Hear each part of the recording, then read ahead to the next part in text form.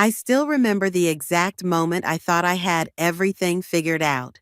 Standing in our kitchen on a Tuesday evening, admiring how the diamond on my finger caught the light while Greg chopped vegetables for dinner. 3 carats, emerald cut, white gold band. The ring I'd once casually pointed out in a jewelry store window 18 months ago. "What's that smile about?" Greg asked, knife pausing mid-slice through a red pepper. "Just thinking about how in 6 months, I'll be Mrs. Harvey." The words felt both thrilling and strange in my mouth. Chelsea Harvey. After 29 years as Chelsea Winters, I was ready for the change. Greg set down his knife and crossed the kitchen, wrapping his arms around my waist from behind. His cologne, the expensive one I'd given him for Christmas, enveloped me as he pressed his lips to my neck. "6 months is too long," he murmured. "I'd marry you tomorrow if we could." I leaned back against his chest, savoring the warmth. "Your mother would never forgive us if we eloped." "True. Margaret Harvey expects nothing less than the society wedding of the season." He chuckled, returning to his chopping. "Speaking of which, did you finalize that appointment with the florist? Thursday at 2, and the cake tasting is next Tuesday." I pulled up the wedding planning spreadsheet on my tablet, color-coded, meticulously organized, everything in its place. "Oh, and Liz wants to know if we've decided on the final guest count for the invitations." Something flickered across Greg's face, so brief I almost missed it. Tension around his eyes, a slight tightening of his jaw. "About that," he said, focusing intently on the vegetables, "I was thinking we should keep it under 200. 200? I laughed. "Greg, your mother's list alone has nearly that many. Add my family, our friends. We'll trim it down." His tone was sharper than usual. "It's getting out of hand." I set down my tablet, studying him. "Is everything okay? You seem tense." "Just work stuff." He smiled, but it didn't reach his eyes. "The Richardson merger is a nightmare." Before I could press further, his phone buzzed. Greg wiped his hands and checked the screen, his body language shifting instantly. "I need to take this," he said, already walking toward our bedroom. "It's Roland about the merger." I nodded, used to these interruptions. As a junior partner at his law firm, Greg was always on call, but something about his retreating back made my stomach tighten. The bedroom door closed. I stood alone in our kitchen, surrounded by half-chopped vegetables and silence. I wasn't proud of what I did next.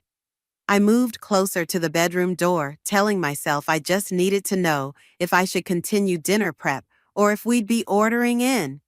But the truth was simpler. Something felt off. Greg's voice came through muffled but audible. "Can't talk about this now. She's right outside."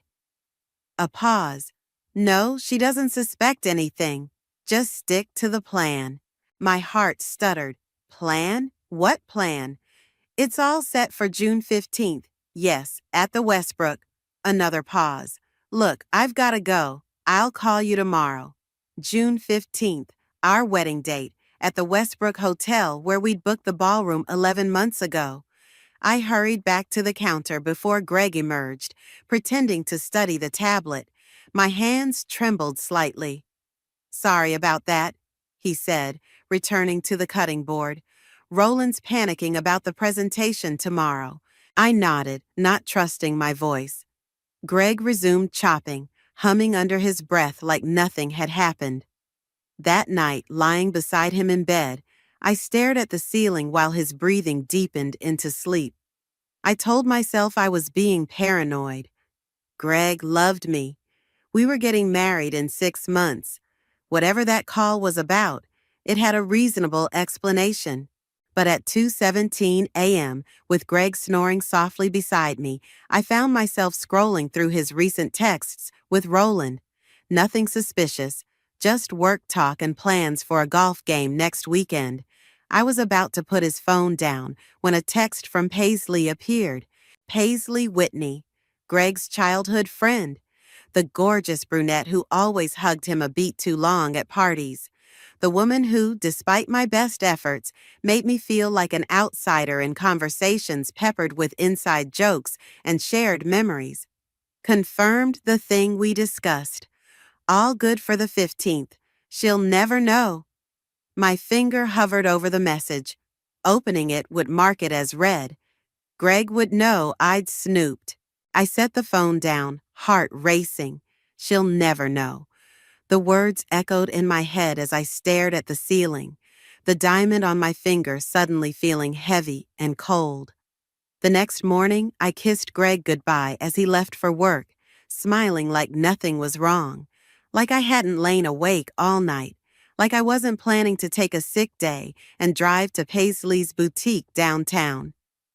"I love you," he said at the door, straightening his tie. "Love you too," I replied automatically. As his car pulled away, I leaned against the doorframe, wondering if either of us had meant it. I didn't go to Paisley's boutique. At the last minute, standing in our foyer with car keys in hand, I realized confronting her would only give her a chance to lie. Instead, I drove to my office, called in sick, then sat in the parking lot staring at my phone. The text from Paisley kept replaying in my mind. "She'll never know." 3 words that cracked the foundation of everything I thought was solid. I opened my laptop and logged into our shared email account, the one we'd created for wedding planning. My hands were steady now, my mind clear with purpose. If there was something to find, I'd find it. Most of the emails were exactly what you'd expect. Confirmations from vendors, questions about menu options, seating chart drafts. Nothing suspicious. Until I found it. An email from the Westbrook Hotel's event coordinator, dated 3 weeks ago. "Dear Mr. Harvey, thank you for your updated guest list for the June 15th celebration. We've noted the changes and will adjust the seating chart accordingly. Please confirm the final head count by May 1st. I clicked on the attachment. A spreadsheet opened, listing names in alphabetical order. 212 guests. I scrolled through, recognizing Greg's family members, colleagues from his firm, college friends. Paisley's name was there, of course. Roland's, too. My finger froze on the scroll wheel. My name wasn't on the list, not just missing from the list. My parents weren't there either. Not Liz, not a single person from my side. I checked again, scrolling more slowly. Nothing. No one connected to me appeared anywhere on the guest list for my own wedding. My phone buzzed with a text from Greg. "How are you feeling? Need me to bring home soup?" I stared at his message, this casual act of caring from a man who'd apparently planned a wedding without me. "I'm fine," I typed back. "Just a headache." 3 dots appeared as he typed his response. "Take it easy. Love you." I set the phone down without replying. By noon, I'd gone through every email in the account. There were dozens of communications about the wedding that Greg had never mentioned. Details he'd finalized without consulting me. Decisions made as if my opinion didn't matter, or as if I wouldn't be there. I called Liz. "Hey, Sickie," she answered. "Shouldn't you be in bed watching trashy TV?" "I need to ask you something," I said, my voice surprisingly calm. "Has Greg talked to you about the wedding lately?" "Not really. Why?" "He hasn't mentioned any changes to the date or anything?" A pause. "Chelsea, what's going on?" "I don't know yet." I took a deep breath. "But I need a favor. Can you call the Westbrook and ask about an event on June 15th? Just say you're confirming details for the Harvey celebration." "Okay, but please, Liz, don't use my name. Just ask what kind of event it is." 20 minutes later, my phone rang. "So I called," Liz said without preamble. The woman at the Westbrook was super helpful. The Harvey event on June 15th is a corporate celebration for the law firm's merger with Richardson Group. The car suddenly felt too small. I rolled down the window, gulping air. Chelsea, you still there? It's not a wedding, I whispered. No, definitely not. She said it's been planned as a corporate event from the beginning. Booked 8 months ago. 8 months ago, when Greg and I were already engaged, when we were supposedly looking at wedding venues together. There's more, Liz continued, her voice gentle. I asked if there was any other event for Greg Harvey at the hotel this year. She checked and said no. The world tilted sideways. He's not planning to marry me. Maybe there's an explanation, Liz offered, but her tone betrayed her doubt. Maybe he's planning a surprise? A surprise wedding where I'm not on the guest list? My laugh sounded hollow even to my own ears. Where my family isn't invited. Come over, Liz said. You shouldn't be alone right now. I need to think. After hanging up, I sat motionless, watching people come and go from the office building. Normal people having normal days. People whose fiancés weren't planning elaborate celebrations without them. My phone rang again. Roland's name flashed on the screen. I answered without thinking. Chelsea, hey, is Greg with you? Roland sounded rushed. No, I'm not feeling well. I stayed home. Damn, he's not answering his phone, and we need to finalize some details for the 15th. The caterer needs a decision on the champagne for the toast. My heart pounded. The toast? Yeah, when Greg announces the merger, it's his big moment. First major deal as partner. He wants everything perfect. Of course, I managed. His big moment. Sorry to bother you with this. I know you're not involved in the planning. Greg wanted to keep you out of it so you wouldn't have to deal with the stress. How considerate. Actually, Roland, I said, surprising myself with how steady my voice sounded, I've been helping with some details. Remind me, what's the dress code again? Black tie, obviously. Greg's been obsessing over it for months. Says it's the most important night of his life. The most important night of his life. Not our wedding day. A corporate party. Thanks, Roland. I'll tell him you called. I hung up and started the car. As I pulled out of the parking lot, my engagement ring caught the sunlight, sending prisms dancing across the dashboard. By the time I reached our apartment, I knew exactly what I needed to do next. Our apartment felt different when I returned, smaller, filled with lies. I moved through the rooms like a detective, seeing everything with new eyes.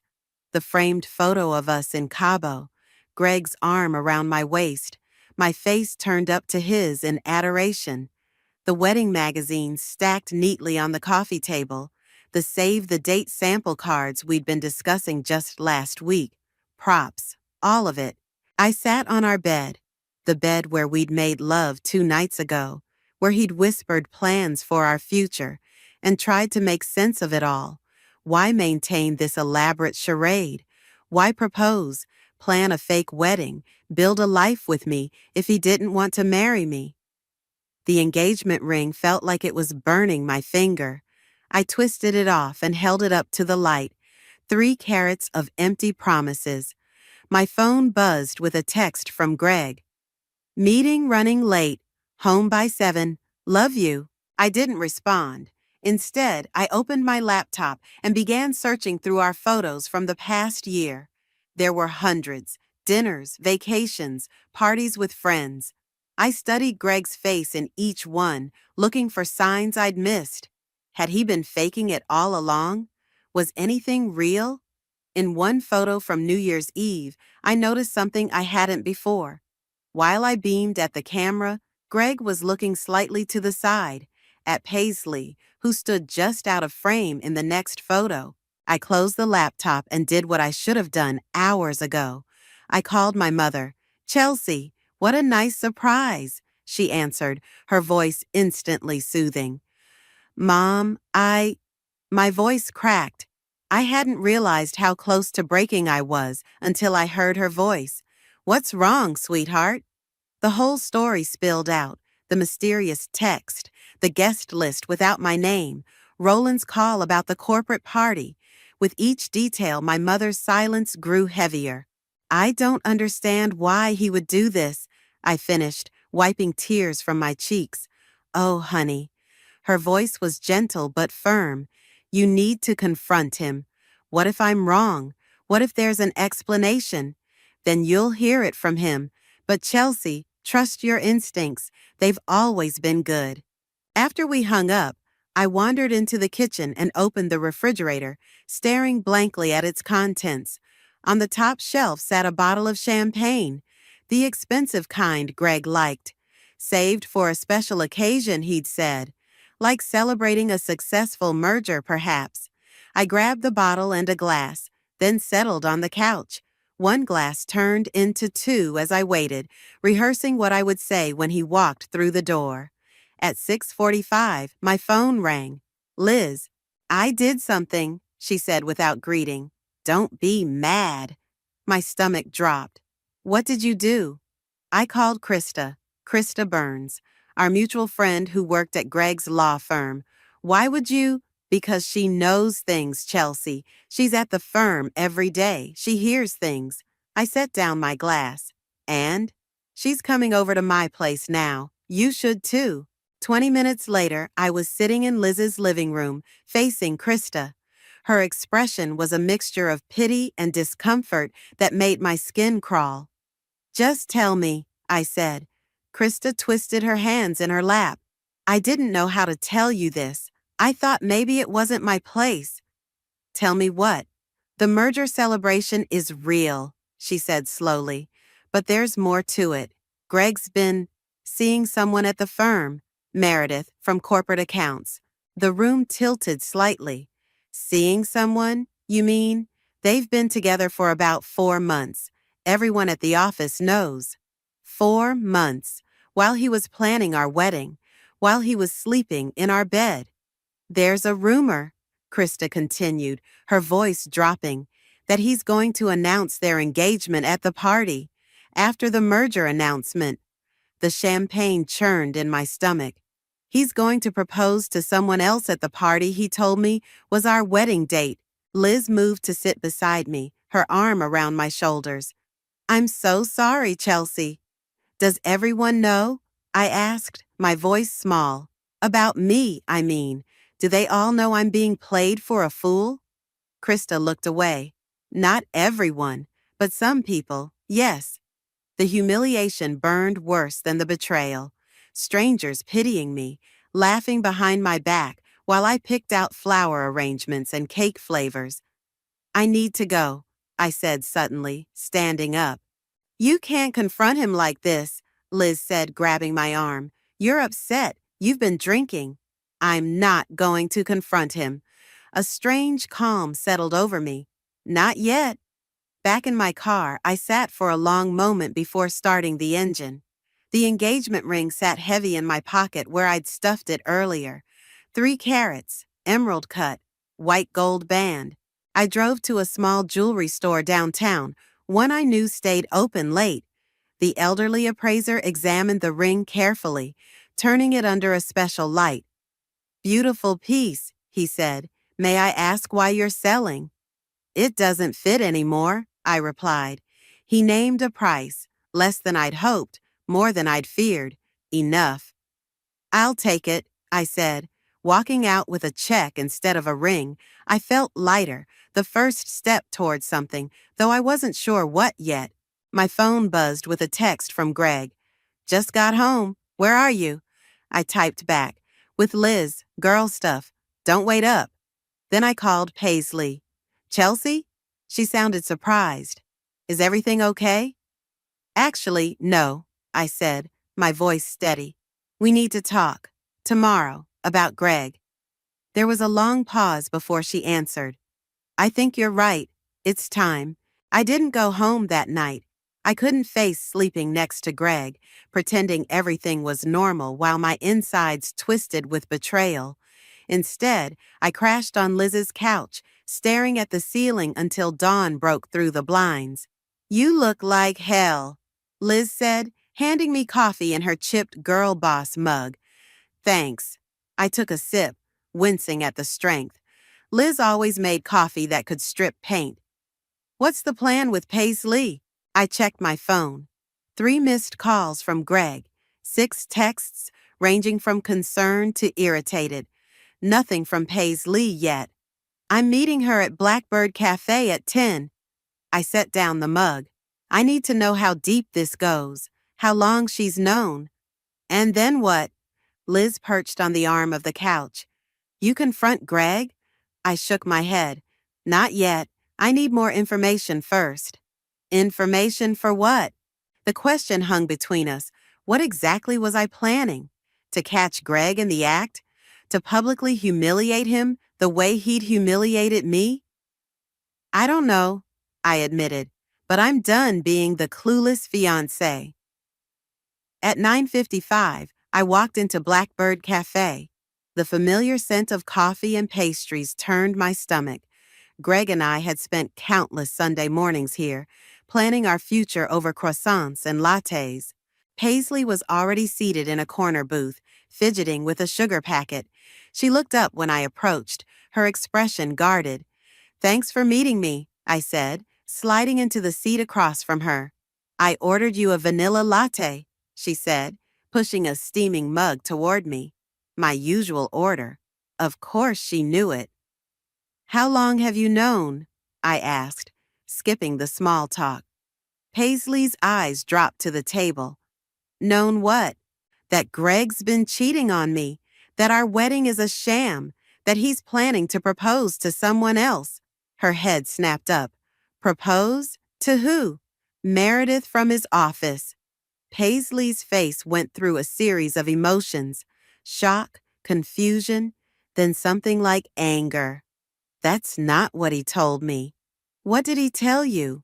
She hesitated, twisting the sugar packet until it burst, white granules spilling across the dark table. That he was having doubts about marrying you. That he needed time. The party at the Westbrook was supposed to be a celebration of the merger, yes, but also a way to buy time while he figured things out. By lying to me? By letting me continue planning a wedding that was never going to happen? He said he didn't want to hurt you. Her voice was small. He cares about you, Chelsea. He just... Don't. My voice cut through the cafe, sharper than I intended. A few heads turned our way. I lowered my voice. Don't tell me he cares about me. Men who care don't do this. Paisley looked genuinely distressed. I swear I didn't know about Meredith or any proposal plans. I studied her face, searching for deception. Either she was telling the truth or she was an exceptional actress. What was the text about? The one saying, she'll never know? Paisley flushed. The party? He didn't want you to know it wasn't really your wedding date. He was going to suggest postponing a few weeks before, claim a work emergency. And you helped him with this plan? I told him it was wrong, she said quickly. I told him to be honest with you. But you still helped him. The betrayal stung fresh. Paisley had been in our lives for years. I'd invited her into my home, shared meals with her, trusted her. I've known Greg since we were kids, she said, as if that explained everything. But I never wanted to see you hurt. Yet, here we are. Paisley reached across the table, her fingers stopping just short of mine. What are you going to do? I haven't decided yet. I took a sip of the latte she'd ordered me. It tasted like cardboard. But I need to know everything. When did this start? The doubts, the cheating, all of it. Paisley's story unfolded between sips of cooling coffee. Greg's cold feet had started months ago, around Christmas. The Meredith affair was news to Paisley, but she wasn't entirely surprised. There had been rumors about Greg's wandering eye long before he met me, rumors Paisley had dismissed as jealousy from others. There's something else, she said finally, something I probably should have told you a long time ago. My stomach clenched. What? Greg and I, we were together once. Years ago, before he met you. It didn't work out, but you still have feelings for him. The pieces clicked into place. Paisley's lingering hugs, her constant presence, the way she always managed to be included in our plans. She didn't deny it. It doesn't matter how I feel. He chose you. Did he? I laughed bitterly, because it seems like he's choosing Meredith now. As I walked out of the cafe, my phone buzzed with a text from Greg. Where are you? I'm worried. Please come home so we can talk. Home. The word felt hollow now. Instead of responding, I called Roland. Chelsea? He sounded surprised. Everything okay? Actually, I need a favor. It's about the party at the Westbrook. What about it? I want to help with the planning. It's important to Greg, which means it's important to me. There was a pause. Are you sure? Greg was pretty clear about keeping you out of it. I'm sure. My voice was steady. I want to surprise him. After hanging up, I stood on the sidewalk, watching people rush past. Normal people with normal lives. People who weren't plotting. Whatever it was, I was plotting. My phone buzzed again.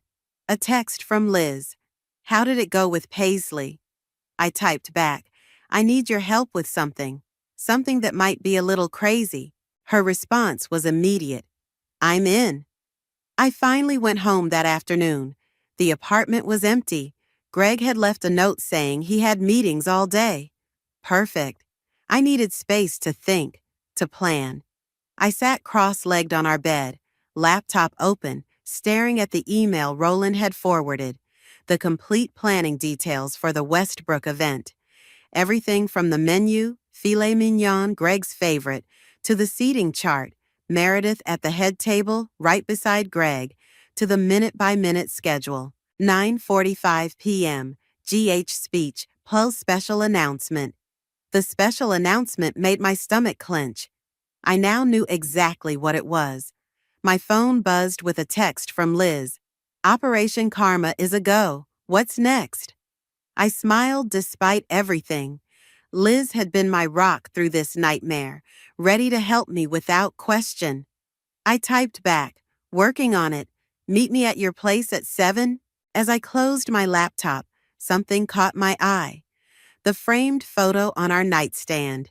Greg and me in Aspen last winter, snowflakes catching in my hair as he kissed my cheek. We looked happy. We had been happy, hadn't we? I picked up the frame, studying Greg's face. Had he been faking it even then? Had any of it been real? The sound of keys in the door jolted me back to reality. I shoved the laptop under the covers just as Greg walked into the bedroom. There you are. Relief washed over his face. I've been worried sick. Sorry, I said, forcing a smile. Girl emergency. Liz was having a crisis. He sat beside me on the bed, taking my hands in his.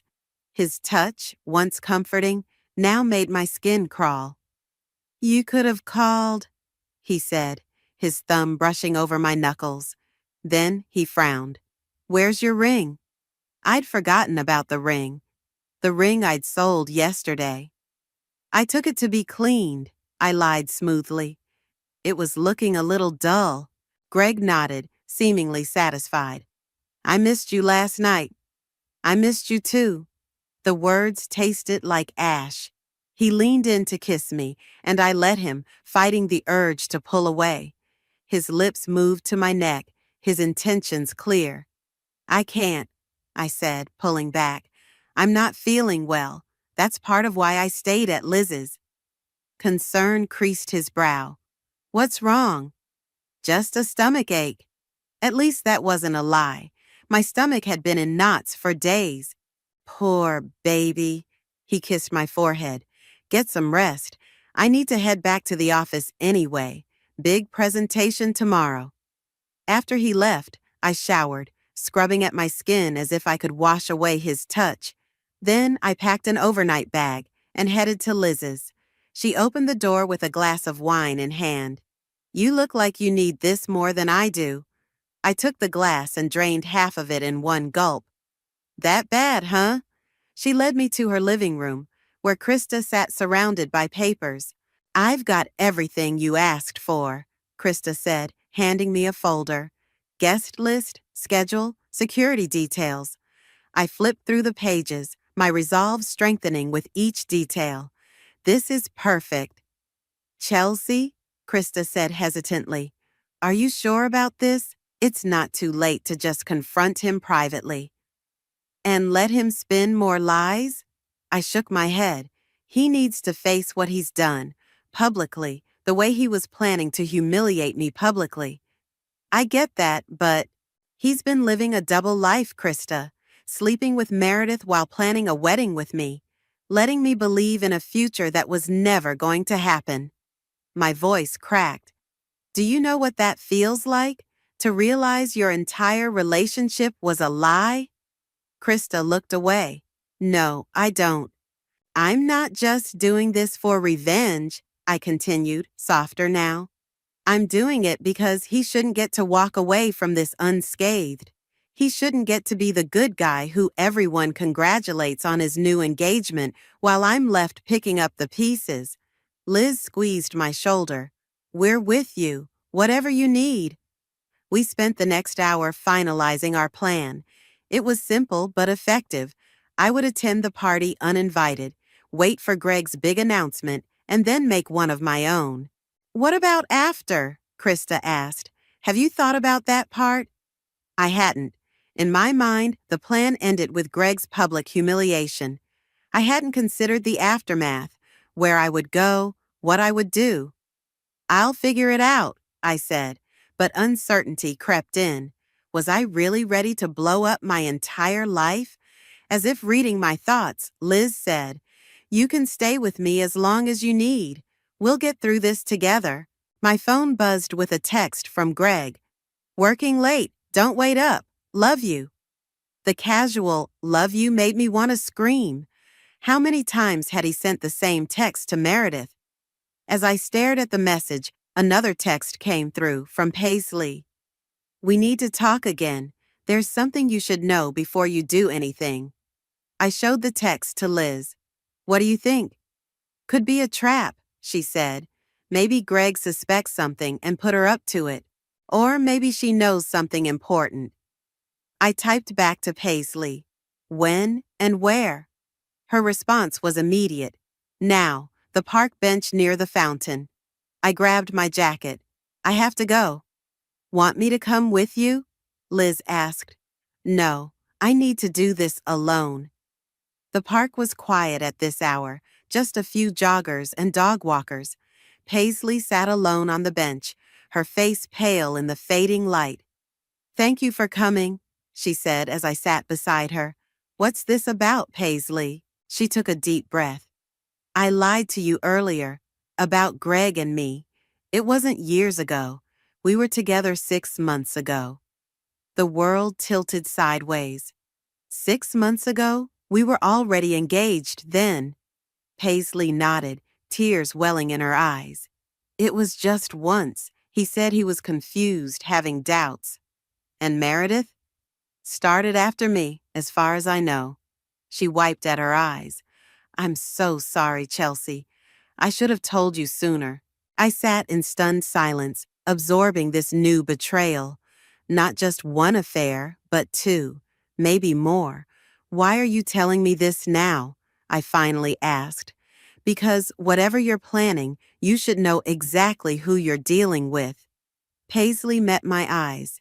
And because I want to help. Help how? I asked Paisley, unable to keep the skepticism from my voice. You've been lying to me for months. Why should I trust you now?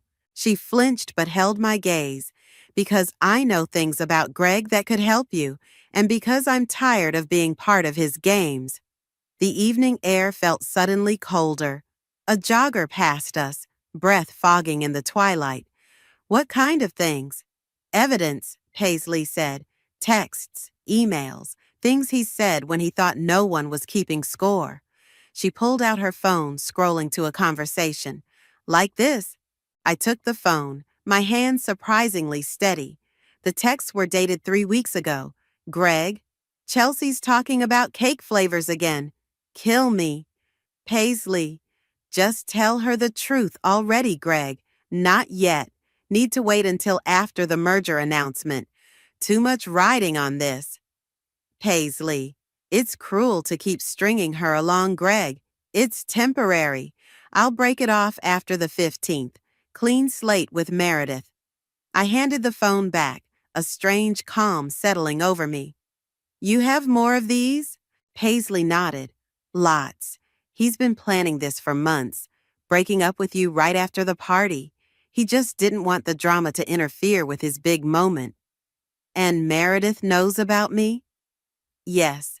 Greg told her you were already broken up, just living together until you found a new place. Paisley's voice softened. I'm sorry, Chelsea. I should have said something sooner. Why didn't you? She looked away. Because I'm a coward. Because part of me still hoped. She trailed off. That he'd choose you instead. I finished for her. Paisley nodded, tears spilling down her cheeks. Pathetic, right? Even knowing what kind of man he really is. I should have hated her. She'd betrayed me almost as much as Greg had. But looking at her tear-streaked face, I felt an unexpected kinship. We were both victims of the same man's manipulation. What are you planning to do? She asked. I hesitated. Could I trust her, or was this another trap? I'm going to the party, I said finally. Beyond that, I'm still figuring things out. Let me help, she said, wiping her tears. Whatever you're planning, I want in. Why would you do that? Because he deserves it, and because maybe it'll help me finally get over him. I studied her face, searching for deception. Finding none, I nodded. Come to Liz's tomorrow at noon. We'll talk then. Back at Liz's apartment, I found her and Krista still strategizing. They looked up when I entered. What did Paisley want? Liz asked. I told them everything, the affair with Greg, the texts, her offer to help. You can't trust her, Liz said immediately. This could be a setup. I saw the texts, I countered. They were real. She could have faked them, Krista suggested. Or maybe Greg knows you're onto him and they're working together to find out what you know. The possibility hadn't occurred to me. You think Greg suspects something? You've been acting different, Krista pointed out. Staying away from home, not wearing your ring. He'd have to be completely oblivious not to notice. My phone buzzed with a text from Greg. Are you coming home tonight? We need to talk. My heart raced. Had I been too obvious? Had he somehow discovered my plan? What do? I showed them the text. Go home, Liz said after a moment. Act normal. If he suspects something, you need to throw him off the scent. I don't know if I can face him without falling apart. You can, Krista said firmly. You're stronger than you think. An hour later, I walked into our apartment. Greg sat on the couch, a glass of scotch in hand. He looked up when I entered, his expression unreadable. Hey, I said, aiming for casual. Sorry I'm late. Liz needed help with some work stuff. Sit down, he said, patting the spot beside him. We need to talk. I sat, leaving space between us, my heart hammering. What's up? I've been thinking about us, he began, swirling the amber liquid in his glass. About the wedding. This was it. He was going to end it. All my plans for the party would be for nothing. What about it? I managed to ask. I think we should postpone. Not cancel. Postpone. He was still playing the game. Postpone? I repeated, trying to sound surprised rather than furious. Just for a few months, he said, reaching for my hand. I let him take it, fighting the urge to pull away. With the merger happening, work is insane right now. I can't give our wedding the attention it deserves. I nodded slowly, as if considering his words. I see. You're not upset? I forced a smile. Of course I'm disappointed, but I want our day to be perfect. If that means waiting, then we wait. Relief washed over his face. He hadn't expected it to be this easy. You're amazing, he said, leaning in to kiss me. Most women would be freaking out. I kissed him back, tasting the scotch on his lips, imagining they were Meredith's just hours earlier.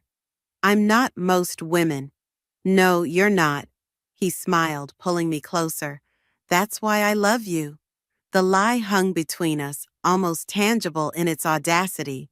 Later, lying beside him in bed, listening to his steady breathing, I made my final decision.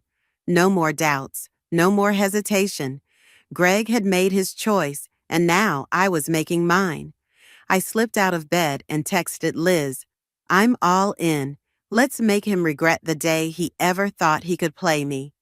Then I texted Paisley, noon tomorrow, bring everything you have. The party was 3 days away, just enough time to ensure it would be a night Greg Harvey would never forget. The Westbrook Hotel's grand ballroom glittered with crystal chandeliers and success. Men in tuxedos and women in cocktail dresses mingled, champagne flutes catching the light as they clinked in celebration. From my position near the service entrance, I could see everything, including Greg at the center of it all. Meredith by his side in a red dress that probably cost more than my monthly salary.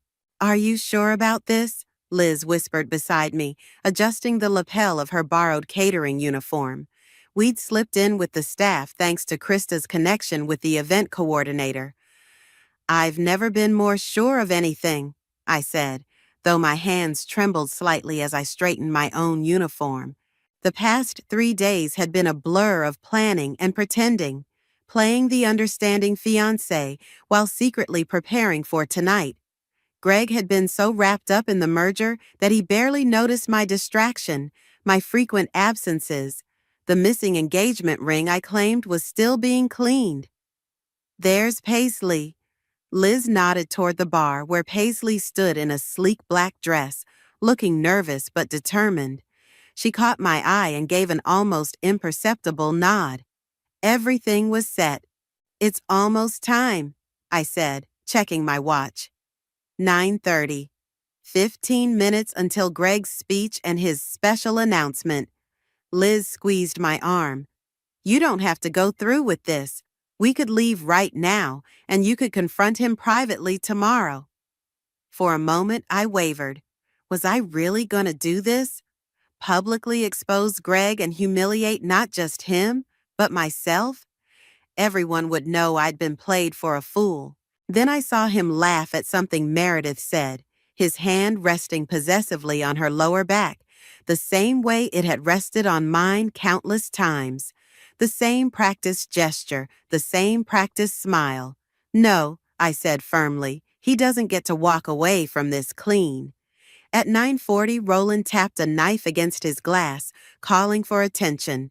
The crowd quieted as he introduced Greg, applauding as my fiancé, no, my ex-fiancé, took the small stage at the front of the room. Thank you all for coming tonight, Greg began, his voice confident, practiced. This merger represents not just a business achievement, but a personal one as well. I moved closer, weaving through the crowd, Liz right behind me. Paisley caught my eye from across the room and began moving toward the stage from the opposite direction. As many of you know, the past year has been transformative for me, Greg continued. And tonight, I want to share something special with all of you. My heart pounded so loudly, I was sure everyone could hear it. This was it. Before I do that, I want to thank someone who's been instrumental in making this merger happen. Greg smiled, turning slightly. Meredith, would you join me up here? Meredith looked surprised, but pleased as she made her way to the stage. The crowd murmured appreciatively. She was beautiful, I had to admit. Tall, elegant, confident. Meredith joined our firm just 8 months ago, but in that time, she's become indispensable, Greg said, taking her hand. both professionally and personally. A knowing chuckle rippled through the crowd. This wasn't news to them. They'd all been in on it. I stepped forward, my catering uniform allowing me to move through the crowd unnoticed. 20 feet from the stage now. 15. In fact, Greg continued, reaching into his pocket, I can't imagine my future without her. The crowd gasped as he pulled out a small velvet box. Meredith's hand flew to her mouth in what looked like genuine surprise. 10 feet from the stage. Meredith, Greg said, dropping to one knee. Will you? Interesting proposal, Greg, I said loudly, stepping into the open space before the stage. Especially considering you're already engaged. The room went silent. Every head turned toward me. Greg froze, still on one knee, the ring box open in his hand. His face drained of color as he recognized me. Chelsea, his voice cracked. What are you doing here? I came to celebrate, I said, my voice surprisingly steady. Your merger, your engagement, your extraordinary talent for living a double life. Meredith looked from Greg to me, confusion giving way to understanding. Your Chelsea, his ex-fiancé? Ex? I raised my eyebrows. That's news to me. As of this morning, we were still very much engaged, still sharing an apartment, still planning our wedding. I turned to the crowd. Or at least, I was planning a wedding. Greg was planning this. Murmurs swept through the room. Greg stood, closing the ring box, his expression hardening. This isn't the place, Chelsea. No. I stepped closer to the stage. Funny, you seemed perfectly comfortable making your announcement here, in front of all these people, on what was supposed to be our wedding date. Gasps and whispers now. Meredith stepped back from Greg, her face a mask of humiliation. You told me you broke up months ago, she said to Greg, her voice tight with anger. He told me we were postponing the wedding because of work stress, I countered. Turns out he's been lying to both of us. Greg's face flushed with anger. That's enough, Chelsea. You're making a scene. A scene? I laughed, the sound brittle even to my own ears. You haven't seen a scene yet. I nodded to Paisley, who stepped forward from the other side of the room. Greg's been playing us all, she said, her voice carrying across the now silent ballroom. He was with me 6 months ago, while engaged to Chelsea.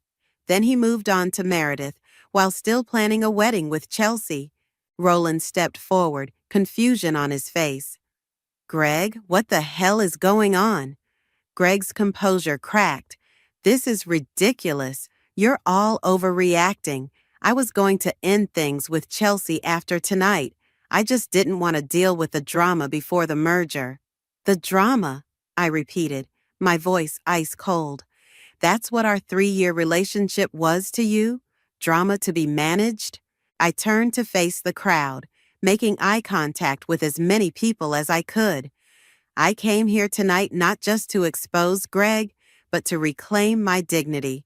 I wanted you all to know that I wasn't some pathetic, clueless girlfriend. I knew, and I refused to let him control the narrative any longer. The room was utterly silent now, all eyes on me. So congratulations on your merger, Greg, and good luck with your next engagement. I'm sure it will be as meaningful and honest as ours was. With that, I turned and walked toward the exit, head high, heart pounding. Behind me, I heard the eruption of voices, Meredith's angry accusations, Greg's desperate attempts to explain. I didn't look back.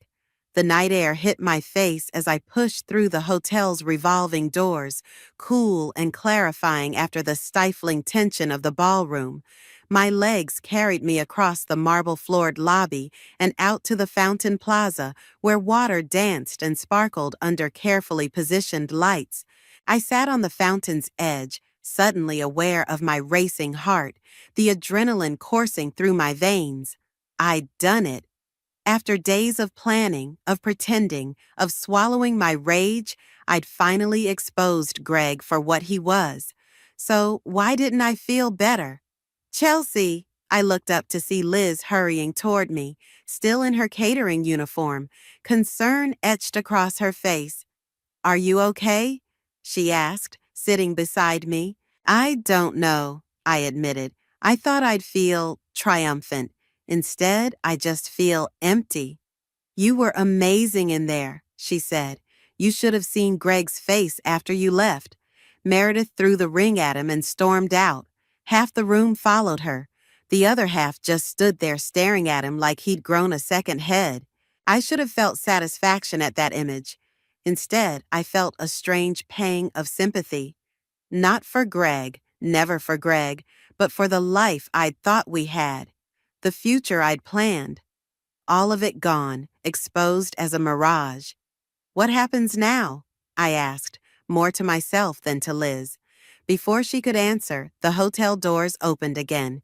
Paisley emerged, followed by Roland and Krista. They spotted us and walked over. That was quite a show, Roland said, loosening his tie. I had no idea, Chelsea. None of us did. I think some of you did, I said, not unkindly. You just looked the other way. He had the grace to look ashamed. Maybe. I'm sorry. Paisley sat on my other side. Greg's still in there, trying to salvage what's left of his reputation. It's not going well. Good, Liz said firmly. Is it, though? I looked at each of them. Will humiliating Greg change anything? Will it undo what he did? Will it make me feel whole again? Maybe not, Krista said gently, but it stopped him from hurting Meredith the way he hurt you. And it showed him he can't treat people like disposable props in his life. She was right, I realized. This wasn't just about revenge. It was about breaking a pattern, about refusing to be silenced or erased. The hotel doors opened again. This time, Greg emerged, his face flushed, tie askew.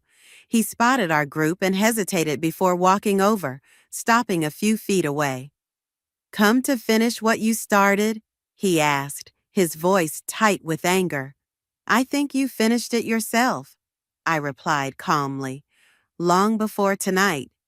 You had no right to ambush me like that, to ruin everything I've worked for. Like you were planning to ambush me after the party? I stood to face him. With a breakup you'd been planning for months while I was still picking out wedding flowers? He flinched. It wasn't like that. It was exactly like that. I stepped closer. You know what your mistake was, Greg? Not the cheating, not even the lies. It was underestimating me, thinking I was too naive, too trusting, too in love with you to ever see through your facade. I did love you, he said, his voice dropping. At the beginning, I just fell out of love. Then you should have told me, given me the dignity of the truth, and you would have accepted that? Just walked away quietly? The question caught me off guard. Would I have? Or would I have fought, pleaded, tried to change his mind? I'll never know, I said finally, because you never gave me the chance to find out. Greg looked at the group surrounding me, Liz, Paisley, Roland, Krista, people who had chosen to stand with me rather than him. So what now? He asked. You've had your revenge, destroyed my relationship with Meredith, humiliated me in front of everyone who matters. Are you satisfied? I considered the question seriously. No, I said, I'm not satisfied, but I am free. Free of the lies, free of the doubt, free of wondering what I did wrong or how I could fix it. I reached into my pocket and pulled out my keys, removing the one to our apartment. I held it out to him. I'll be by tomorrow to get my things, I said. After that, we never need to see each other again. He took the key, his fingers brushing mine for the last time. For what it's worth, I am sorry. Not for tonight, but for everything else. I know, I said, surprising myself with the realization that I believed him. But it doesn't change anything. Greg nodded once, then turned and walked away, shoulders slumped, looking smaller somehow than the man I'd thought I knew. "Come on," Liz said, linking her arm through mine. "Let's get out of here." As we walked toward the street, Paisley fell into step beside me. "What will you do now?" "I don't know yet," I admitted, "but for the first time in a long time, that feels okay." We reached the sidewalk, the night spread out before us, full of possibilities I hadn't allowed myself to consider while trapped in Greg's web of lies. "You know what I want right now?" I said suddenly.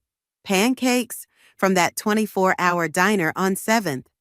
Liz laughed. "Pancakes it is." As we walked, I felt something shift inside me. Not healing, not yet, but the beginning of it. The first step on a path that was entirely my own. "You're going to be okay," Krista said, as if reading my thoughts. I looked up at the night sky, at the stars barely visible through the city lights. "I know," I said. "I already am." And in that moment, standing on the sidewalk with people who had seen me at my worst and still stood by me, I realized it was true. The pain wasn't gone, the betrayal still fresh. But beneath it all was something stronger. The knowledge that I had faced the truth and survived it, that I had refused to be a footnote in someone else's story. I had reclaimed my own.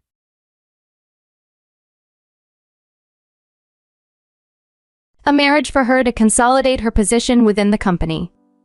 As my colleagues chattered away, I found myself distracted by thoughts of my own marital situation. "Let's go ahead and get a divorce," my husband Carter suddenly declared one evening. He claimed that since I'd stopped doing my household chores, I was no longer needed. He wore a sly smile as he revealed his plans to take over his mistress's company. His words stung, yet I could only nod in stunned silence. His cruel intention seemed to be to add insult to injury. "Fine," I replied, pulling out the divorce papers from a drawer. "Here are the divorce papers. Now I can finally be free from you. My name is Luna, a 42-year-old account manager. Carter and I have no children. We both work in office jobs but at different companies, which means we only see each other in the mornings and evenings. One of the ongoing frustrations in our marriage has been Carter's complete disregard for helping with the housework. Despite my repeated requests, he always excuses himself by saying he has never done it before and conveniently shifts all the responsibility onto me. What makes it even more infuriating is his sarcasm every time I manage to accomplish something on my own. I had been loyal to Carter since our marriage, but his dismissive attitude had recently chilled my feelings towards him. Though I had never considered divorce seriously, as there seemed to be no compelling reason strong enough to pursue it, the dynamics of our relationship had grown increasingly strained over our decade-long marriage. Recently, Carter's behavior had become particularly irritable. His sarcasm escalated, and I grew tired of his constant jabs. I resolved to discover the reason behind his sudden change in demeanor. On a day I had planned to leave for work earlier than usual, I informed him of my schedule. In response, he scoffed and mocked my efficiency, questioning my competence with a derisive laugh. Although it was challenging, I contained my frustration that morning and sharply told him I was leaving, to which he offered no reply. During a lunch break at work, while dining with some friendly colleagues, the conversation turned to company gossip. The topic was the impending marriage of the CEO's daughter, Maya, a 32-year-old woman viewed as her father's successor. Despite her position, she hadn't made any significant accomplishments, and the company executives held a rather low opinion of her. Her father was now attempting to secure a marital alliance to bolster her status within the company. As my colleagues excitedly discussed the news, I couldn't help but reflect on my own crumbling marriage and the freedom that might soon be within my grasp. During lunch with my colleagues, the conversation shifted towards Maya, the CEO's daughter. Rumors swirled around her personal life, particularly about her boyfriend who was suspected of having a secret family. My colleagues, shocked by the gossip, speculated on the truth of the matter, laughing off the possibility as Maya had denied such claims. I couldn't help but consider the potential truth behind the rumors. That evening, As I left work to prepare dinner before my husband, Carter, arrived home, I encountered an unexpected sight at the train station. There was Carter, unexpectedly early, and to my astonishment, he was with a young woman. My heart skipped a beat when I recognized her as Maya. They seemed unusually close, almost intimate, which confused and stunned me. Driven by a mix of curiosity and disbelief, I followed them discreetly to a fancy restaurant popular among couples. The scene felt surreal as I watched them enter, looking very much like a date. Overwhelmed, I managed to snap a photo of them together on my phone. As I stood there, lost in my thoughts, I received a message from Carter stating he would be dining with a colleague and didn't need dinner at home. The lie was apparent, and it sparked a deep suspicion of infidelity in me. A few days later, on a holiday, Carter was unusually quick to leave the house in the morning. When I inquired about his plans, he claimed he was going to play golf with a colleague. However, his evasive eyes gave away his lie. It was startling how obvious his discomfort was, making me wonder how I had never noticed such signs before. Was it possible that I had become so disinterested in him that these things had escaped my notice? This thought left me feeling empty. Carter hurried out, seemingly eager to escape our conversation. Later, as I was about to finish preparing dinner, another message from him arrived. He informed me he'd be late and to eat without him. The pattern was clear, he was likely meeting his mistress again. My frustration turned to fury, marking a significant turning point in how I viewed our marriage and my trust in Carter. I responded to my husband with a simple understood when he messaged me about coming home late. Although I was deeply troubled by his behavior, I chose not to confront him immediately, thinking it best not to arouse his suspicions. Instead, I maintained my composure, continuing with my daily routine as if everything were normal. That night, when Carter returned home, he did so with a sly grin. "Did you enjoy your day?" "I heard some interesting news," I commented casually. He dismissed my inquiry with a breezy, "That's none of your business," as he handed me his things before heading to the bathroom with only his phone. "Should I hold on to your phone as well?" I offered lightly, but he quickly declined. "I have to check my emails, even on my days off." "Unlike you, I have responsibilities at work," he called out from the bathroom. His words sounded insincere to me. It seemed unlikely that he was dealing with work-related matters on a holiday. More probably, he wanted to keep in touch with his mistress without my interference. This realization made my feelings for him grow colder than ever. Over the next month, my suspicions were confirmed as Carter continued his clandestine meetings. I gathered significant evidence of his infidelity but struggled with deciding the right moment for confrontation. Then, out of the blue, Carter announced, "I'm quitting my job." This news caught me off guard, especially since he hadn't discussed such a major decision with me beforehand. When I asked if he would be starting a new job soon, he looked at me with annoyance. "Unlike you, I'm competent. I'm quitting because I was headhunted, not that it will improve our lifestyle much," he retorted arrogantly and turned his attention back to his phone. It was clear he was hiding something. "I see. When are you quitting?" I inquired, keeping my tone neutral. "I've already submitted my resignation. Starting tomorrow, I'll be joining a new company," he replied nonchalantly and left for his new job the next day. Since changing jobs, Carter's demeanor became unusually cheerful. I attempted to ask him about his new company several times, but he brushed off my questions. "Stop nagging. Like you, I'm tired. Be more considerate," he would snap, pushing me away. Driven by curiosity, I secretly checked his documents and was shocked to discover he had joined the same company as me. I considered confronting him about this startling revelation, but I restrained myself, thinking this information might be useful later. The next day, in a surprising turn of events, Carter, who typically left home early, returned at noon. Before I could even greet him, he approached me hastily.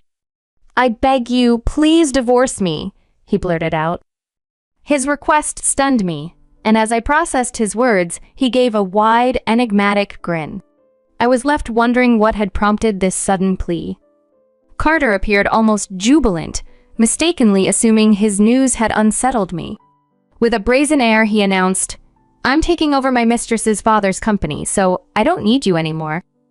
The revelation that Carter was about to become a CEO left me momentarily speechless, my surprise rendering me mute as he continued with a smug smile. Actually, I met a young woman at a bar and things moved quickly.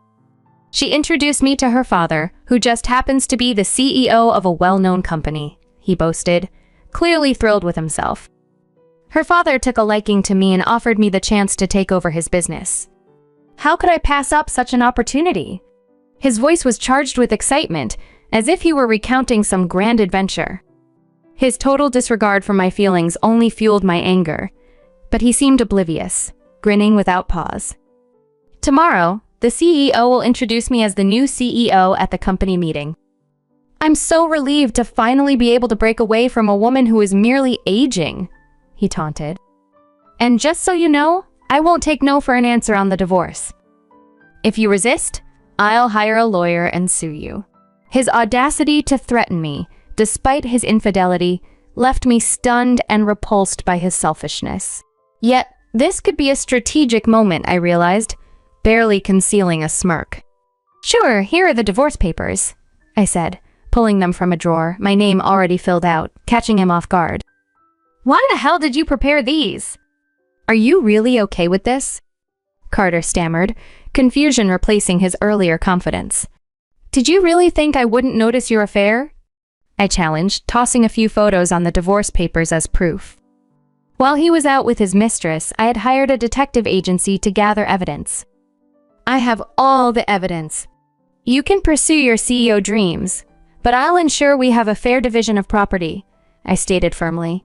Carter's face fell open in shock, but soon enough, he regained his usual smirk. Oh, really? That actually saves us more time. I can afford alimony. After all, I'm going to be a CEO. His smugness was palpable, but I knew this fade of confidence would not last long. This conversation marked the beginning of my plan. I wasn't going to settle for just a division of property. The stress accumulated over more than a decade demanded a more substantial resolution. My next steps were clear and I was determined to pursue them meticulously. Carter, clearly caught up in his new life prospects, arrogantly remarked about our house. Since I'm becoming a CEO and will be taken in as a son-in-law, I'll be enjoying luxuries you could never dream of. I guess you won't need this house then? I'll just sell it. His dismissive yeah to my cold affirmation that the house could be sold barely masked his disdain. He continued, even though I'm going to be a CEO and live happily with a younger wife, you might get your share from the property division, but you're destined to live alone. How pathetic. Don't bother trying to find a partner, okay? An old woman like you won't be anyone's choice. It'll only make you a laughingstock. Well, have a good life. His words meant to wound no longer touched me. Don't think this will end so easily, I responded calmly, my tone hiding the firm resolve beneath. Carter laughed loudly, mistaking my determination for frustration. That day, I packed up and moved out by the evening. Carter, in a rush to start his new life, packed his car and headed off to his mistress's place. With the house sold, I used the proceeds to secure the apartment I had been eyeing.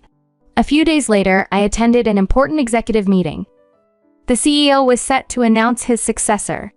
As I set up the equipment, I offered my laptop to the senior colleagues, explaining, please use mine. I prepared today's documents so everything is organized. With the stage set, the CEO began the meeting, introducing the successor candidate. As I mentioned earlier, I've brought our successor candidate with me today. I believe you all know him, but let me reintroduce him. As Carter walked in with a confident grin, accompanied by an elegantly smiling Maya, the room seemed to welcome them. However, his smile faltered when he noticed me operating the computer. Huh? He exclaimed in surprise. What's wrong?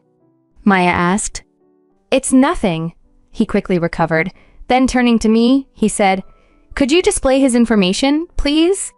Smiling inwardly, I obliged, switching the display to show the incriminating evidence of Carter's infidelity. This had been my plan all along. Even if Carter focused solely on the financial aspects of our divorce, he needed a reality check about his actions and behavior. I wanted to expose him in a setting where he couldn't escape the consequences, ensuring that he and everyone else understood the full extent of his deceit and betrayal. The atmosphere in the conference room shifted dramatically as I unveiled the truth about my husband's misconduct. Both he and the CEO were visibly shaken, their faces flushing with embarrassment as they glanced at the screen displaying the evidence of his infidelity. Is there something wrong? This is his information. I thought it might be helpful for everyone to see this. Oh, by the way, I'm his ex-wife, I explained with a calm demeanor, causing further astonishment. I was quite surprised when he abruptly brought up divorce yesterday, especially since he was so thrilled about becoming the CEO. As I spoke, my ex-husband frantically approached me, his hand raised in a threatening manner. I braced myself, clenching my teeth, prepared for whatever might come, but a security officer swiftly restrained him. What is going on here? The CEO demanded, his tone low and demanding. Don't say anything unnecessary, my ex-husband hissed, glaring at me as he struggled against the security officer's grip. Unnecessary? Like how you cheated on me with Maya? I retorted, maintaining my composure. Upon hearing this, my husband's face lost even more color. The room fell silent. The CEO, Maya, and all the executives present turned their attention towards him, their breath held in anticipation. That's not true. She's just trying to sabotage the meeting, my husband stammered, attempting to deny the allegations as he struggled to turn off the computer. Quickly, I switched the screen to display a photo of him at the train station, acting intimately with Maya. After seeing this, I began to investigate my ex-husband and discovered he was unfaithful. I've endured his sarcastic remarks for over 8 years, but his affair was the last straw for me, I explained calmly, while Maya looked increasingly agitated and confronted my husband. You told me you were single. It appeared Maya was unaware of my existence. The CEO, infuriated, turned to my husband. What the hell is this? He barked, causing my husband to shrink back in fear. When did you start seeing each other? He demanded. A year ago. I met him at a pub I was taken to by a friend. I had no idea he had a wife, Maya replied, her voice trembling. I watched as Carter became visibly uncomfortable, his eyes darting around, seeking an escape. The CEO stepped closer, his voice stern. Good thing I found out before I declared you as my successor. You know what's going to happen now, don't you? Wait a minute, you can't mean I can't have a man who lied about being single and deceived my daughter as the CEO? The CEO interrupted. Hearing this, Carter collapsed to his knees, overwhelmed by the weight of his deceit. I felt a pang of sympathy for Maya, who stood silently, shocked by the revelation. I can't believe you were that kind of person. Let's discuss the engagement in a proper place. And don't you dare think that you can stay in this company after doing this, the CEO declared sternly, directing Carter and Maya to leave the room. Carter attempted to speak, but one stern look from the CEO silenced him, and he stumbled out, his career and personal life in ruins.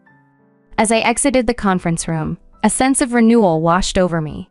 Witnessing the unraveling of events left a poignant mark on my memory. Despite feeling a pang of regret for disrupting an important meeting, I couldn't allow Carter to escape accountability for his actions. I apologize for the disruption today, and I will be resigning to take responsibility for the disturbance, I declared firmly. The CEO, with a mix of bitterness and understanding, nodded and gestured for me to leave. Leaving the job was bittersweet. I cherished my time there, but standing up for what I believed in left me with no regrets. As I walked away, Carter, pale and desperate, tried to confront me. Don't think you can get away with this, he warned, his voice trembling. I coolly reminded him of his precarious situation. Shouldn't you be more worried about your job and your living situation now? Carter's circumstances quickly deteriorated. The repercussions of the meeting led to his engagement being called off, and the CEO hinted at his imminent dismissal. Desperate, he pleaded with me for help, citing his lack of savings due to extravagant spending in anticipation of a promotion that never came. Take responsibility, he demanded. I countered, reminding him that the responsibility was his to bear, not mine. As security escorted him away, his future uncertain and filled with challenges, I felt a profound sense of closure. I had liberated myself from the toxic presence of someone like Carter. I soon resigned and began searching for new opportunities. Rumors swirled around Carter's departure from the company and his subsequent struggles. He moved into a modest apartment and faced financial difficulties, burdened with compensating for the damage he caused. Now settled into a new job not far from my old workplace, I found a fulfilling balance. Although I miss the camaraderie of my former colleagues, I have no regrets about my decisions. Life has moved on, and I am thriving in a stress-free environment, focused on my new role and the fresh start it represents.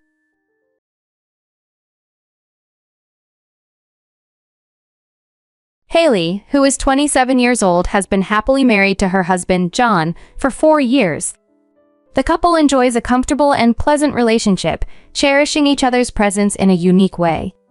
Fortunately, Haley gets along exceptionally well with her mother-in-law, Cora, avoiding the common tensions that can strain marital bliss.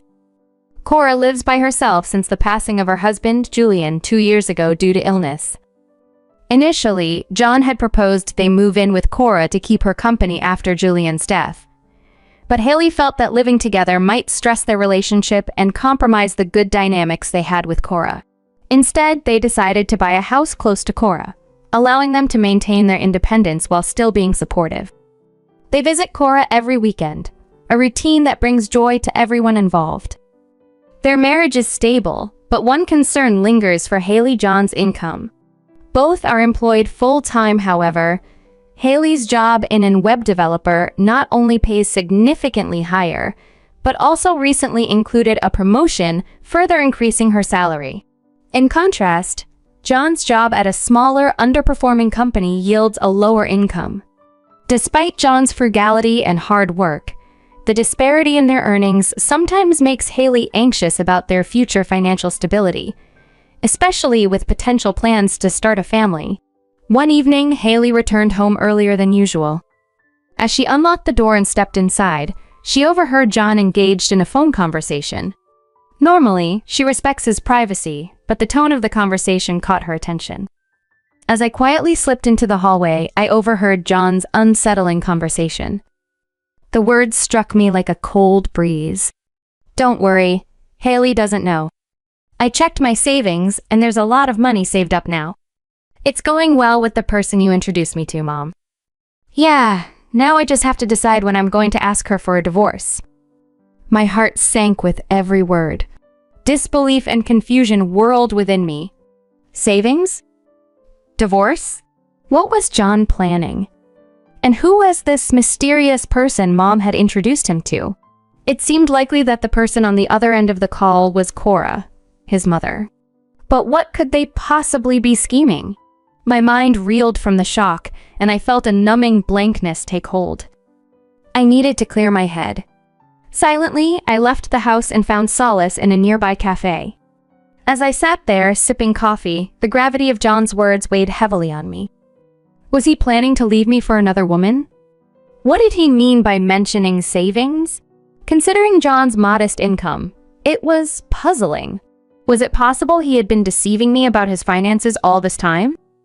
With my thoughts racing, I grabbed a pen and paper to jot down and organize everything swirling in my mind. A troubling hypothesis formed: John and Cora might be colluding to divorce me, and could have been stashing away money as hidden assets, potentially for John's new partner. But this was all conjecture at this point. I decided the next logical step was to hire a detective agency to gather solid evidence and ascertain whether John was indeed being unfaithful.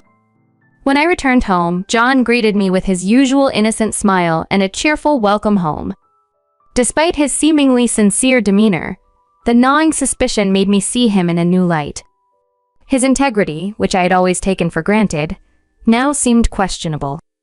Weeks later, the detective agency provided their findings. They had uncovered numerous instances of John secretly meeting someone, along with photos of him and his supposed mistress entering a hotel. This was irrefutable proof of his infidelity.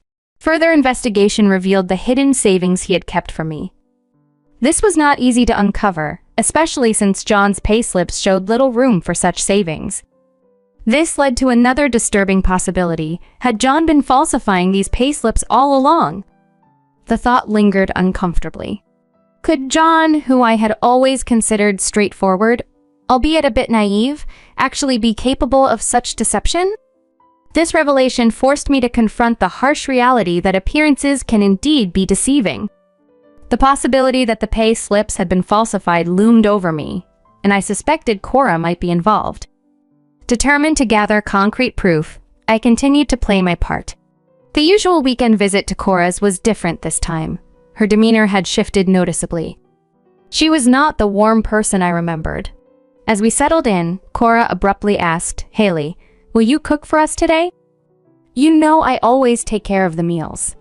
I wish you'd try cooking on your own more." Her tone took me by surprise. "Oh, okay. It's usually the wife's role to handle the cooking, isn't it?" She added with an edge that felt both dismissive and calculated. Despite this, I took it in stride, accepting the challenge to prepare dinner. Using what was available in her kitchen, I cooked several dishes, but as I served them, Cora refused to eat any. "Cora, aren't you going to eat?" I asked, puzzled. Without a word, she began throwing the dishes into the trash. "I can't eat this horrible food," she declared, before pulling out cup noodles and preparing them instead, claiming they were much better. John, witnessing all this, chose to remain silent, avoiding my gaze. It became clear that this was not just about the food. Something deeper was at play.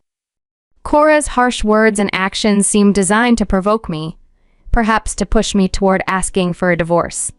Over the next few hours, Cora's hostility escalated. She directed me to do nearly all the housework, cleaning the bathtub, the toilet, the storage room, and handling the laundry, all while she lounged comfortably, watching TV. If I paused even momentarily, she would snap at me. Understanding their motive to wear me down and drive me to initiate a divorce actually gave me a sense of resilience. Instead of feeling hurt, I found a strange amusement in Cora's attempts to bully me. It seemed her tactics were failing to have the intended effect. As I was tidying up the living room, Cora suddenly dropped a stack of dishes, shattering them on the floor. "Oh, I'm sorry, Haley. Could you clean this up too?" she said, her smirk betraying her satisfaction. Rather than reacting with frustration, I calmly responded, "Of course, Cora. Are you injured? I'll grab the brush and clean this up right away." To my surprise, my composed reaction only made Cora more irritable. Her plan to unsettle me wasn't working as she had hoped. Far from breaking my spirit, Cora's deliberate actions, even the sacrifice of her own dishes, only strengthened my resolve and preparedness to handle whatever came next. Cora's attempts to bully me had become increasingly desperate and erratic, as she seemed frustrated by her inability to unsettle me. Her insults grew absurd. "You're so annoying, always being too efficient. Try to be more useless. Why are you so obedient?" At this point, I was barely holding back my laughter, finding some dark humor in the absurdity of the situation. However, things took a serious turn one evening. After dinner at Cora's house, as I was washing the dishes, Cora approached me with a critical tone. "You use too much water," she accused, and suddenly, she slapped me across the cheek. Reacting instinctively, I slapped her back with my soapy hand, causing her to stumble and fall. John immediately rushed her aside, exclaiming, "What are you doing?" Ignoring him, I left Cora's house in a whirl of emotions and headed straight home. Shortly after, John arrived, furious. "What the hell were you thinking, hitting my mom?"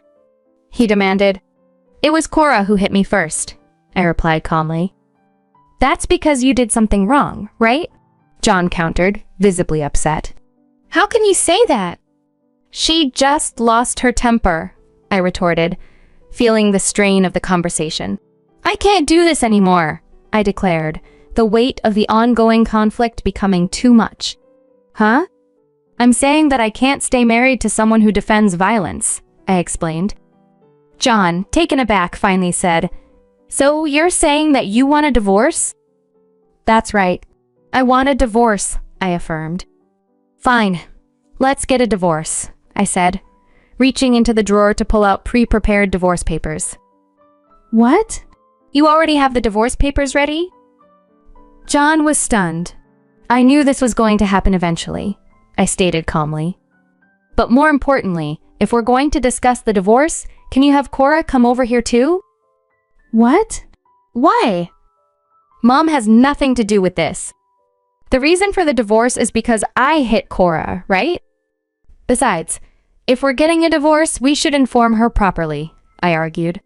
John reluctantly agreed and invited Cora over. A little while later, she arrived, glaring at me, her cheeks still red from the altercation. Ignoring her glare, I addressed the situation directly. So, you really want this divorce? I asked. Yeah, I don't mind having the divorce, John replied. I filled out my part of the divorce papers and handed them over to John. He filled in his part, and as he and Cora exchanged a glance, he grinned. Well, I guess we're done then, he said, sealing the end of our marriage. Hold on. We're not finished yet, I interjected firmly as John prepared to leave. We still need to discuss alimony and the division of our property. John and Cora looked at me, their expressions a mix of confusion and shock. What are you talking about? Alimony? For what? John stammered. For this, I said as I placed a series of photos on the table, clear evidence of John's affair, which I had discreetly obtained along with the divorce papers. As they glanced at the photos, the color drained from their faces. You've been having an affair, haven't you? I challenged John. No, this is different, John stuttered, clearly unable to concoct a reasonable explanation on the spot. You were photographed entering a hotel room with your mistress. I'm pretty sure that qualifies me for alimony, right? I pressed on, seeing their unease grow. No way, John replied weakly. And I know about the hidden savings, I continued, watching as their surprise turned into alarm. You thought you could get away with forging your payslips? What are you talking about? John's denial was feeble. But I know you, John. You're not the type to do such a thing alone. So, Cora, you must have helped him, right? I turned my gaze to his mother. What? There's no way that I would do such a thing, Cora spluttered, her anxiety palpable. That's fine if you want to be honest, I said calmly. But if you're not willing to confess now, I will have to sue you for fraud. Cora started sweating, the tension in the room thickening. Don't accuse people of something you don't have proof of, she shot back defensively. I'll definitely get the proof. There are many ways to do so, I retorted. I'll go through court and request proof of income through my lawyer. They'll show me your withholding tax slips, and then I'll know everything. John's face turned a shade paler. Sensing his vulnerability, I decided to push further.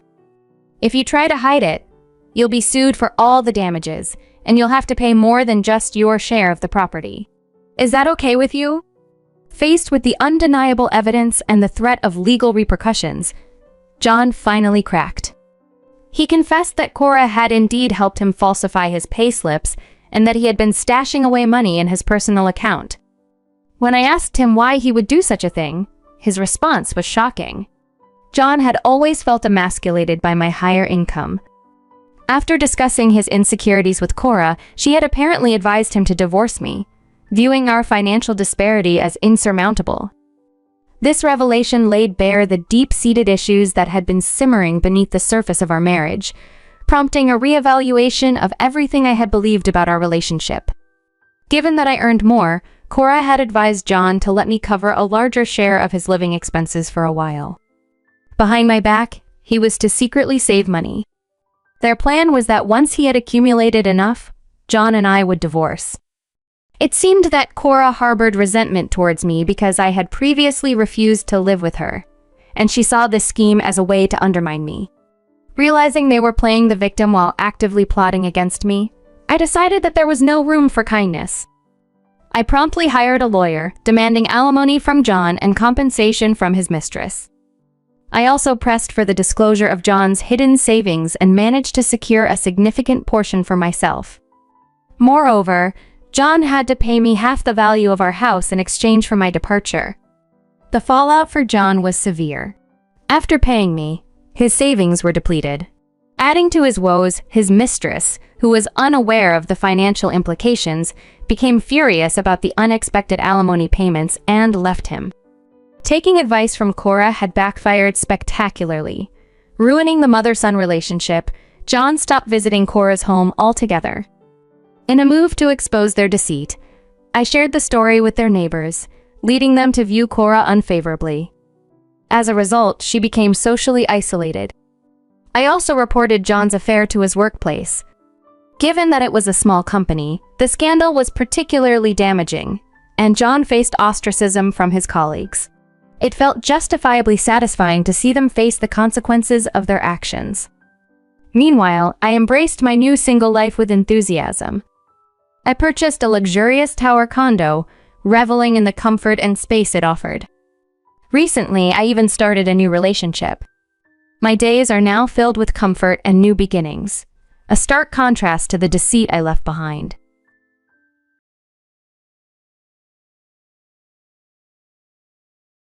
Thank you for entrusting me with your daughter for a whole year. After her trip overseas, my sister-in-law came straight to our home and, to my astonishment, tried to take my daughter, who was about to turn 1. She thanked me for caring for her daughter over the past year, but in a rush of confusion, I had to stop her and explain that the child was actually my own. She didn't seem to understand the situation fully and left bewildered, standing in the yard. Her astonishing claim sent chills through me. Once she saw my genuine shock, her expression turned pale, and this misunderstanding marked the start of a major uproar caused by my sister-in-law. It all began around 14 months ago when Natalie, my 27-year-old sister-in-law, unexpectedly returned to her parents' home with a newborn. Around the same time, my husband was transferred abroad. Concerned about raising our small child in a foreign environment, Natalie expressed her worries. She also revealed she was pregnant and hoped our children would grow up to be friends and play together.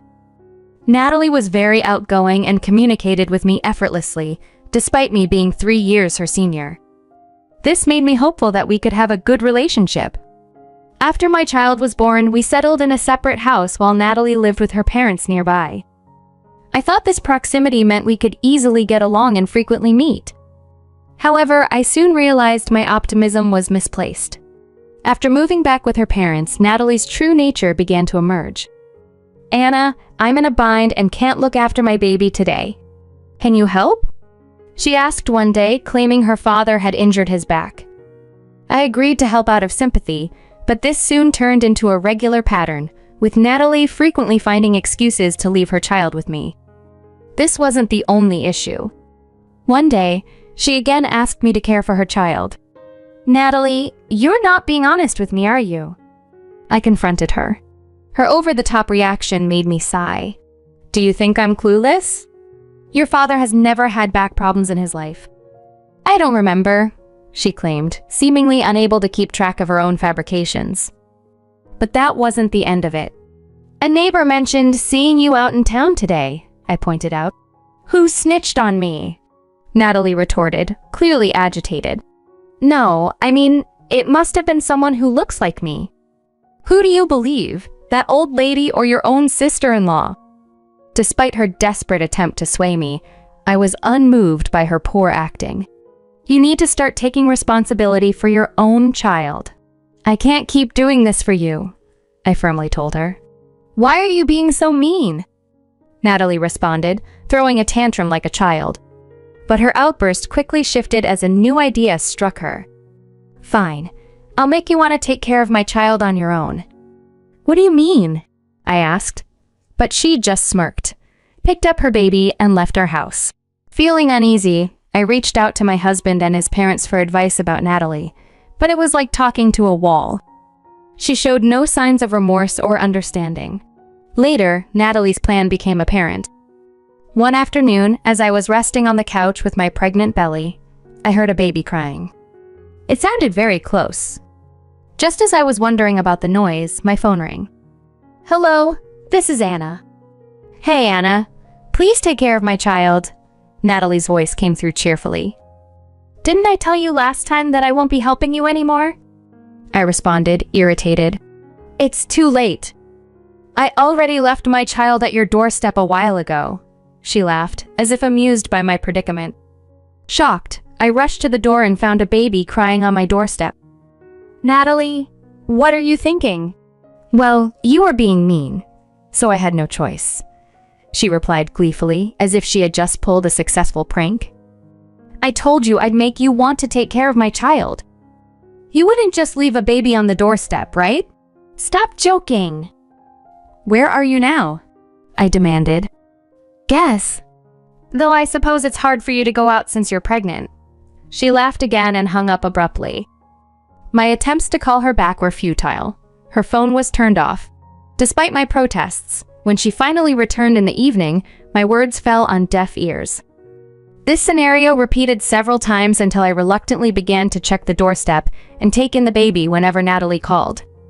Natalie unapologetically claimed she was doing this for her own amusement, showing a complete disregard for my feelings and well-being. Natalie believed she was doing me a favor by giving me practice for my upcoming childbirth and expected gratitude in return. I'm not asking for thanks, but shouldn't you at least appreciate what I'm doing? She would imply. Her attitude and actions became increasingly stressful for me, and this continued for 7 months until a surprising turn of events happened a year ago.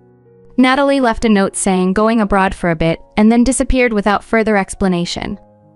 No one knew exactly where she had gone, but given her history of spontaneous trips funded by her part-time job, it wasn't entirely unexpected. My husband mentioned it casually. It's nothing new.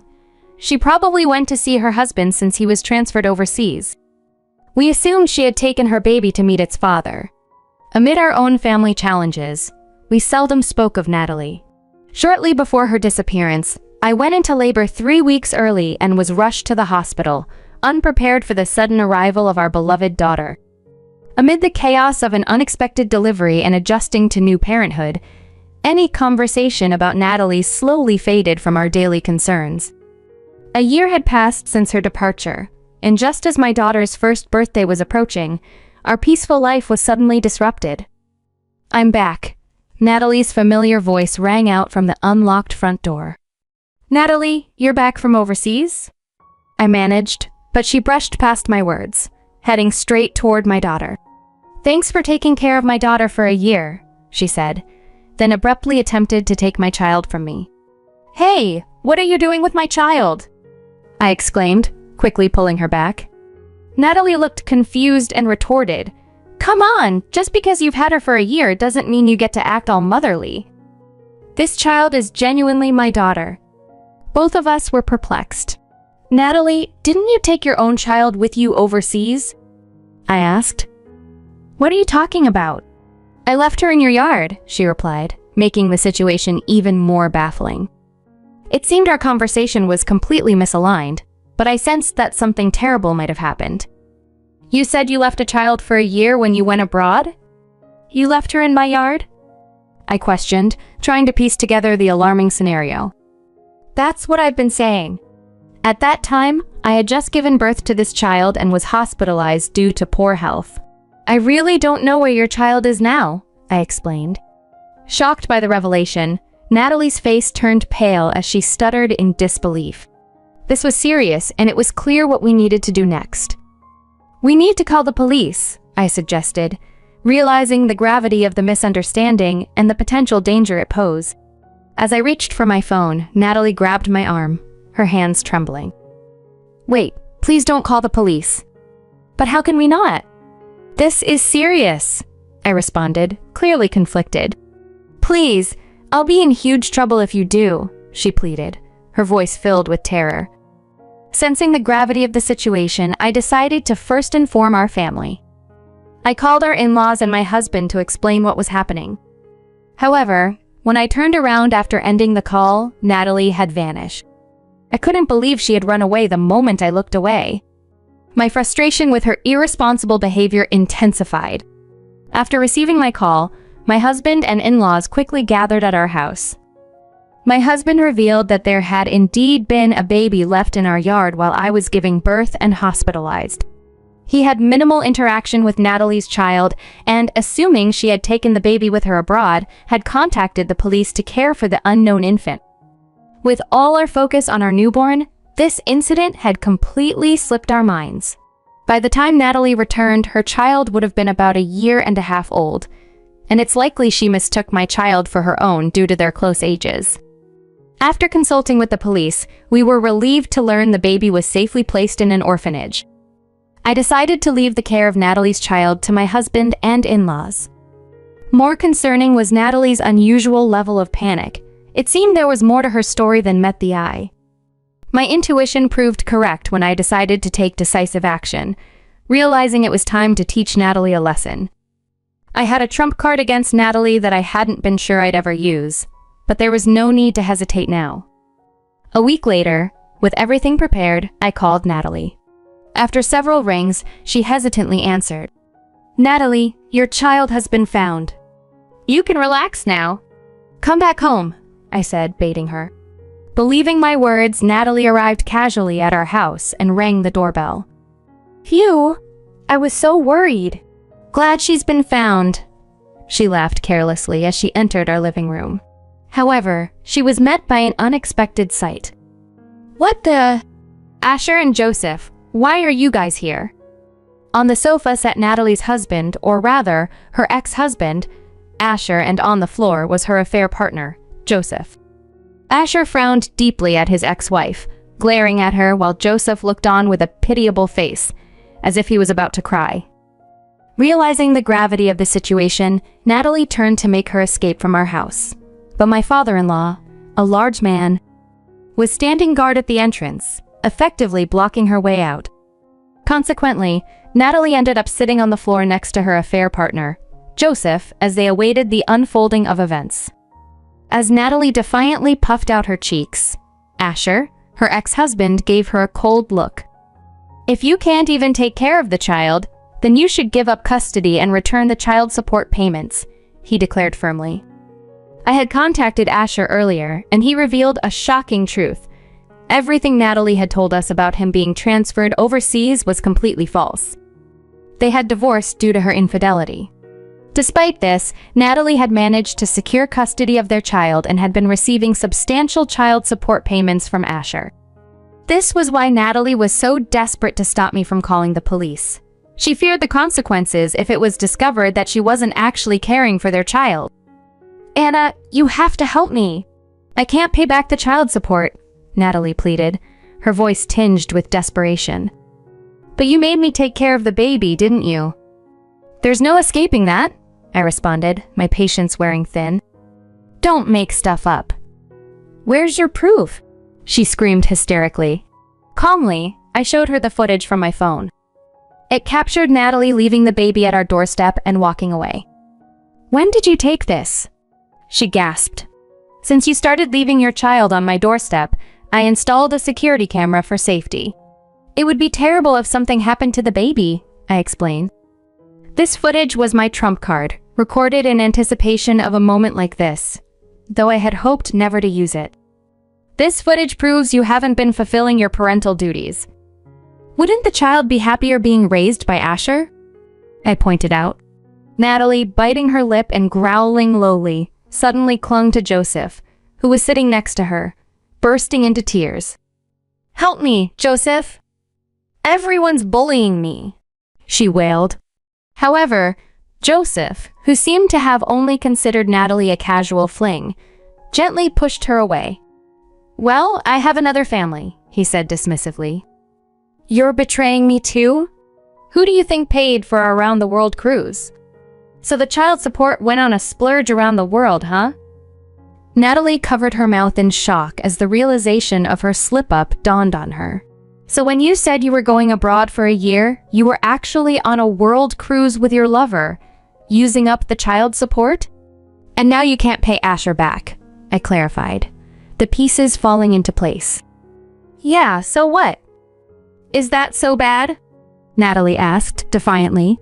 "I wouldn't say it's good," I retorted, not holding back my criticism. "Then I'll have to call the police." "Wait, please." "I'm sorry, just forgive me." Natalie finally showed remorse, sobbing and repeatedly prostrating herself on the floor. However, I couldn't afford to be lenient. "Just so you know, I won't forget how you've treated your child and me. You better reflect on your actions, I stated firmly. After my declaration, Natalie was taken away by the police. She was arrested and her daughter was returned to Asher, who regained custody. Natalie is now required to make reparations for her actions, facing the legal consequences of her deceit and negligence. Natalie now faces a challenging road ahead. As part of the court's decision, she is required to pay a monthly child support of $800 until the child reaches adulthood. Following her arrest, not only has she been ostracized by my husband and his family, but she also faces a tough journey if she's released from jail. Joseph, her affair partner, didn't escape consequences either. His wife has filed for divorce and is seeking compensation for his actions. As for my family, we are experiencing a peaceful and harmonious life. My husband and I, along with our daughter, enjoy each day filled with joy and new discoveries. Watching our daughter grow and flourish has brought a renewed sense of happiness and fulfillment to our lives. Each moment with her is a precious chapter in our ongoing journey as a family.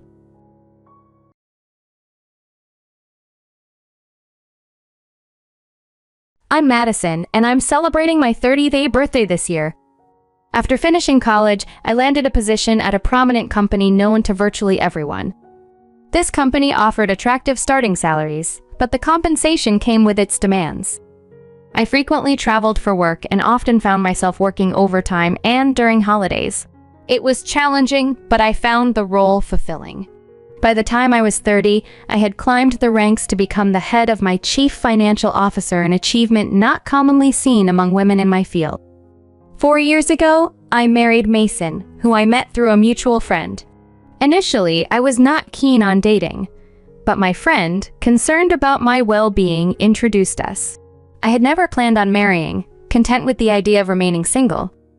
Mason, however, was clear about his intentions from the start. He wanted to marry soon and was eager to start a family, arguing that raising children would be tougher as we aged. I was hesitant about marriage, especially so soon after my promotion. Whenever Mason mentioned marriage, I would softly decline, suggesting we needed more time to understand each other and reminding him that marriage would extend beyond just the two of us. Despite my reservations, Mason proposed we marry after 3 years of dating, believing it would give us enough time to know each other thoroughly. Although I doubted our relationship would last that long, it did, and we eventually married. Throughout our relationship, Mason proved to be faithful and sincere. He was diligent at work, but his large ego occasionally caused tension. Whenever he received criticism at work, he would come home upset, insisting that he had done his best and shouldn't be micromanaged. It was evident that he struggled with criticism, despite it often being warranted for his mistakes. When Mason suggested we dine with both families to get acquainted, he chose an upscale restaurant that charged over $300 per person and proposed I cover half the cost. Finding it too pricey, I recommended a more affordable venue, but he was adamant, fearing a cheaper choice would make him appear stingy. As he couldn't afford the whole bill on his salary, only enough for 5 people, he asked me to pay for the remaining 5, pushing my share over half. We were to be 8 at the dinner, 4 from each family. Mason, though unable to pay for his own family, boldly announced at the dinner that he would handle the bill, leaving everyone pleased. I reluctantly agreed to let him lead, despite my reservations. Looking back, I regret not reconsidering my decision to marry him sooner. After marriage, Mason's true colors showed. He began speaking to me condescendingly, and although he promised to help with chores before we married, he soon declared them inappropriate for a man, suggesting they were solely a woman's responsibility. Despite his lack of assistance at home, what truly upset me was his financial support to his parents, who, despite being farm manager, always seemed financially unstable. This entire situation showcased a side of Mason I hadn't seen before, filled with arrogance and an unyielding attitude. As Mason's parents approached their 60s, farming grew more challenging for them. They often reached out to Mason requesting financial support. Initially, I understood the necessity due to their hardships. However, within just 7 months of our marriage, Mason began to transfer his entire salary to his parents, leaving none for our household expenses. When I expressed my concerns about managing all living expenses alone, Mason's response shocked me. He said, "How can you say such a thing when my family is struggling? They are your family too. Besides, you earn more than I do, so you should manage just fine." Over the phone, Mason reassured his parents. "Don't worry. I'm covering everything with my salary. I won't let her interfere." It seemed as though he was contributing only a part of his salary, but in reality, he was giving away every penny.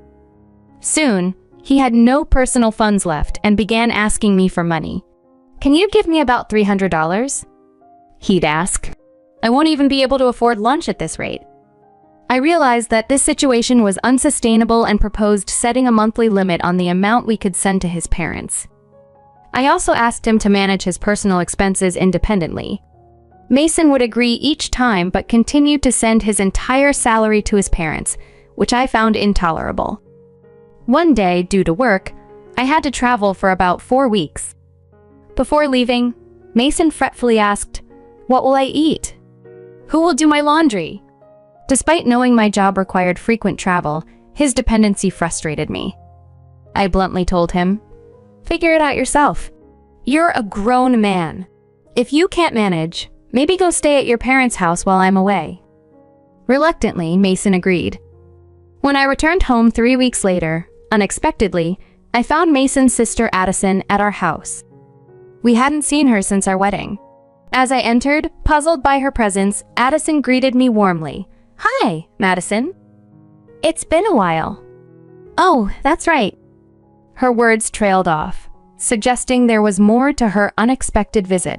During a heated discussion, Mason coldly declared, "This money is too good for you, so I'm giving it to Addison. You'd only waste it. You can just work and save up again. If you want to argue about this, we can get divorced." Seizing the moment, an idea sparked in my mind, and I promptly responded, "All right, let's get a divorce. I'll draft the papers and send them to you. I'll come to collect my things soon. Until the divorce is finalized, I'll stay at a hotel. Bye for now." With that, I quickly grabbed my luggage from the business trip and left the house swiftly. Mason was stunned by my decisive action. Soon after, he bombarded me with texts, some saying, "You can still come back if you apologize now," and Addison says she'll forgive you for today as long as you give her the money. "Stop being stubborn and come back." I ignored all his messages, appalled by his audacity.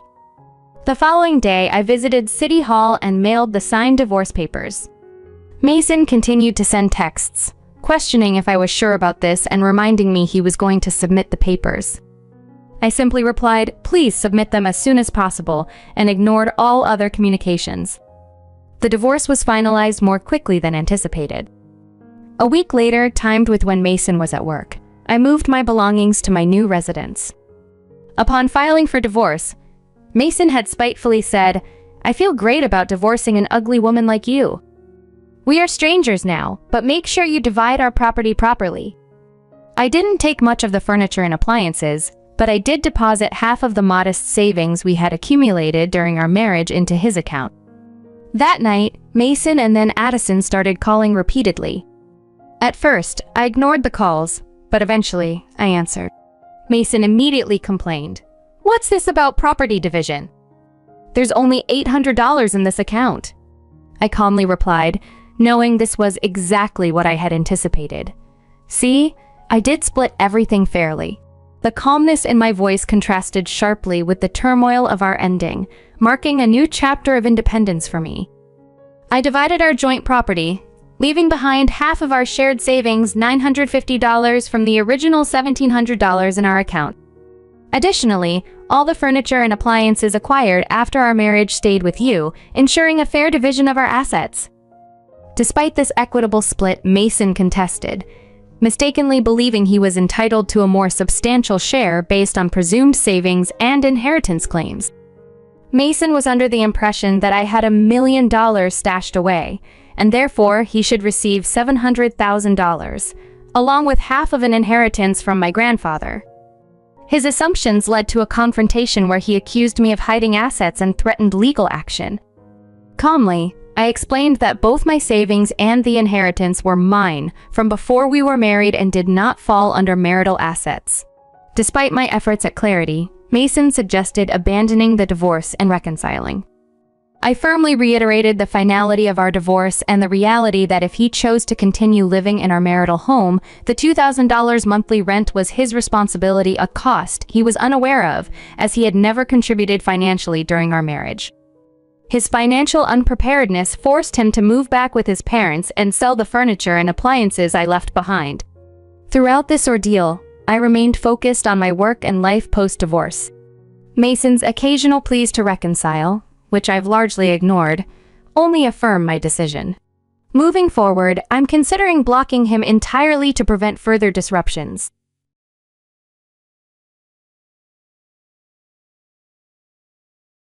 I'm Nora, a 34-year-old working housewife, was ruthlessly dismissed by her husband Elias and his mother Victoria. They coldly informed her that they were divorcing her because she couldn't have children, and they planned to take the house and car as well. Their harsh words and mocking smiles revealed their true natures as mother and son. Nora had always felt like an outsider in their family, used for their convenience. Despite her shock at their plans to replace her with a new spouse for Elias, Nora was determined not to repeat her mistakes. Facing them bravely, she remembered how their relationship started. She had met Elias at a company meeting 10 years earlier when he was making sales manager.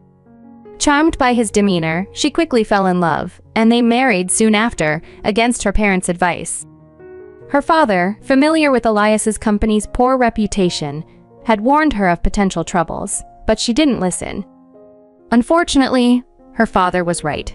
Elias's company went bankrupt shortly after their wedding, and though he wanted Nora to quit her job, she went back to work to support them. Elias kept switching jobs, and Nora had to carry the financial burden. Despite all this, Nora now realized she needed to stand strong and move on with her life, starting by facing Elias and Victoria with newfound resolve. Nora thought they had found their perfect forever home when they bought a house, but that dream was short-lived when Elias's parents moved in. Life became difficult from then on. Her father-in-law kept to himself, so he wasn't much of a problem. However, her mother-in-law was constantly critical. She would complain about Nora's cleaning, claiming it triggered her allergies, and Nora would apologize and clean again. Initially, Elias's parents seemed quiet, but they soon showed their true colors, treating Nora more like a maid. After Elias's company failed, life became financially unstable, and Nora continued working to support them. Yet, her in-laws didn't see the importance of her job, dismissing it as a side gig. Victoria kept criticizing, saying Elias was working hard while Nora was neglecting her chores. Elias began to echo his mother's harsh words, accusing Nora of slacking off. He told her she needed to manage both her job and housework better. The kind and supportive Elias she once knew was gone, and he started treating her like a servant too.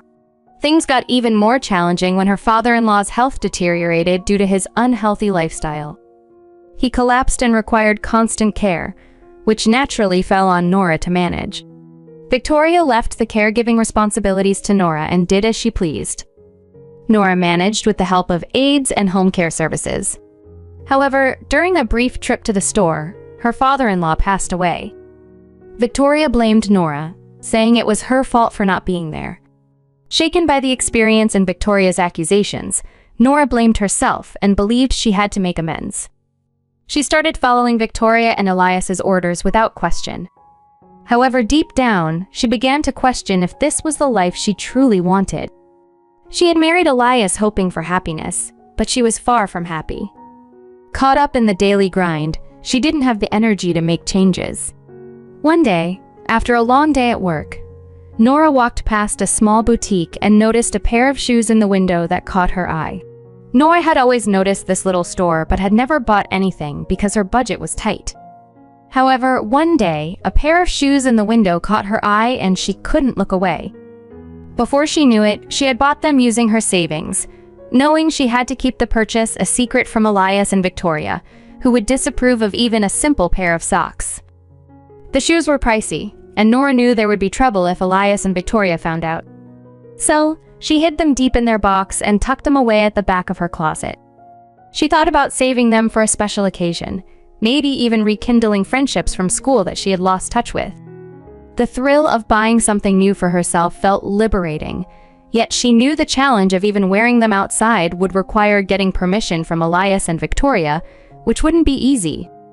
A few days later, coming home tired from work, Nora opened her door to find Victoria trying to squeeze her foot into the new shoes. Nora exclaimed in surprise. And Victoria, caught off guard but quickly recovering, smirked and said she was trying on the shoes.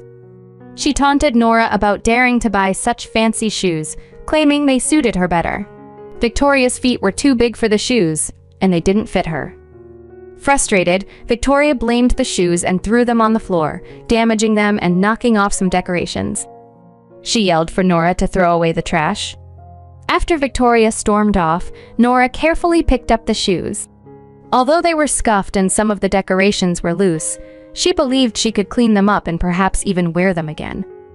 Holding the damaged shoes close, she fought back tears and returned them to the closet to wait for Elias to come home.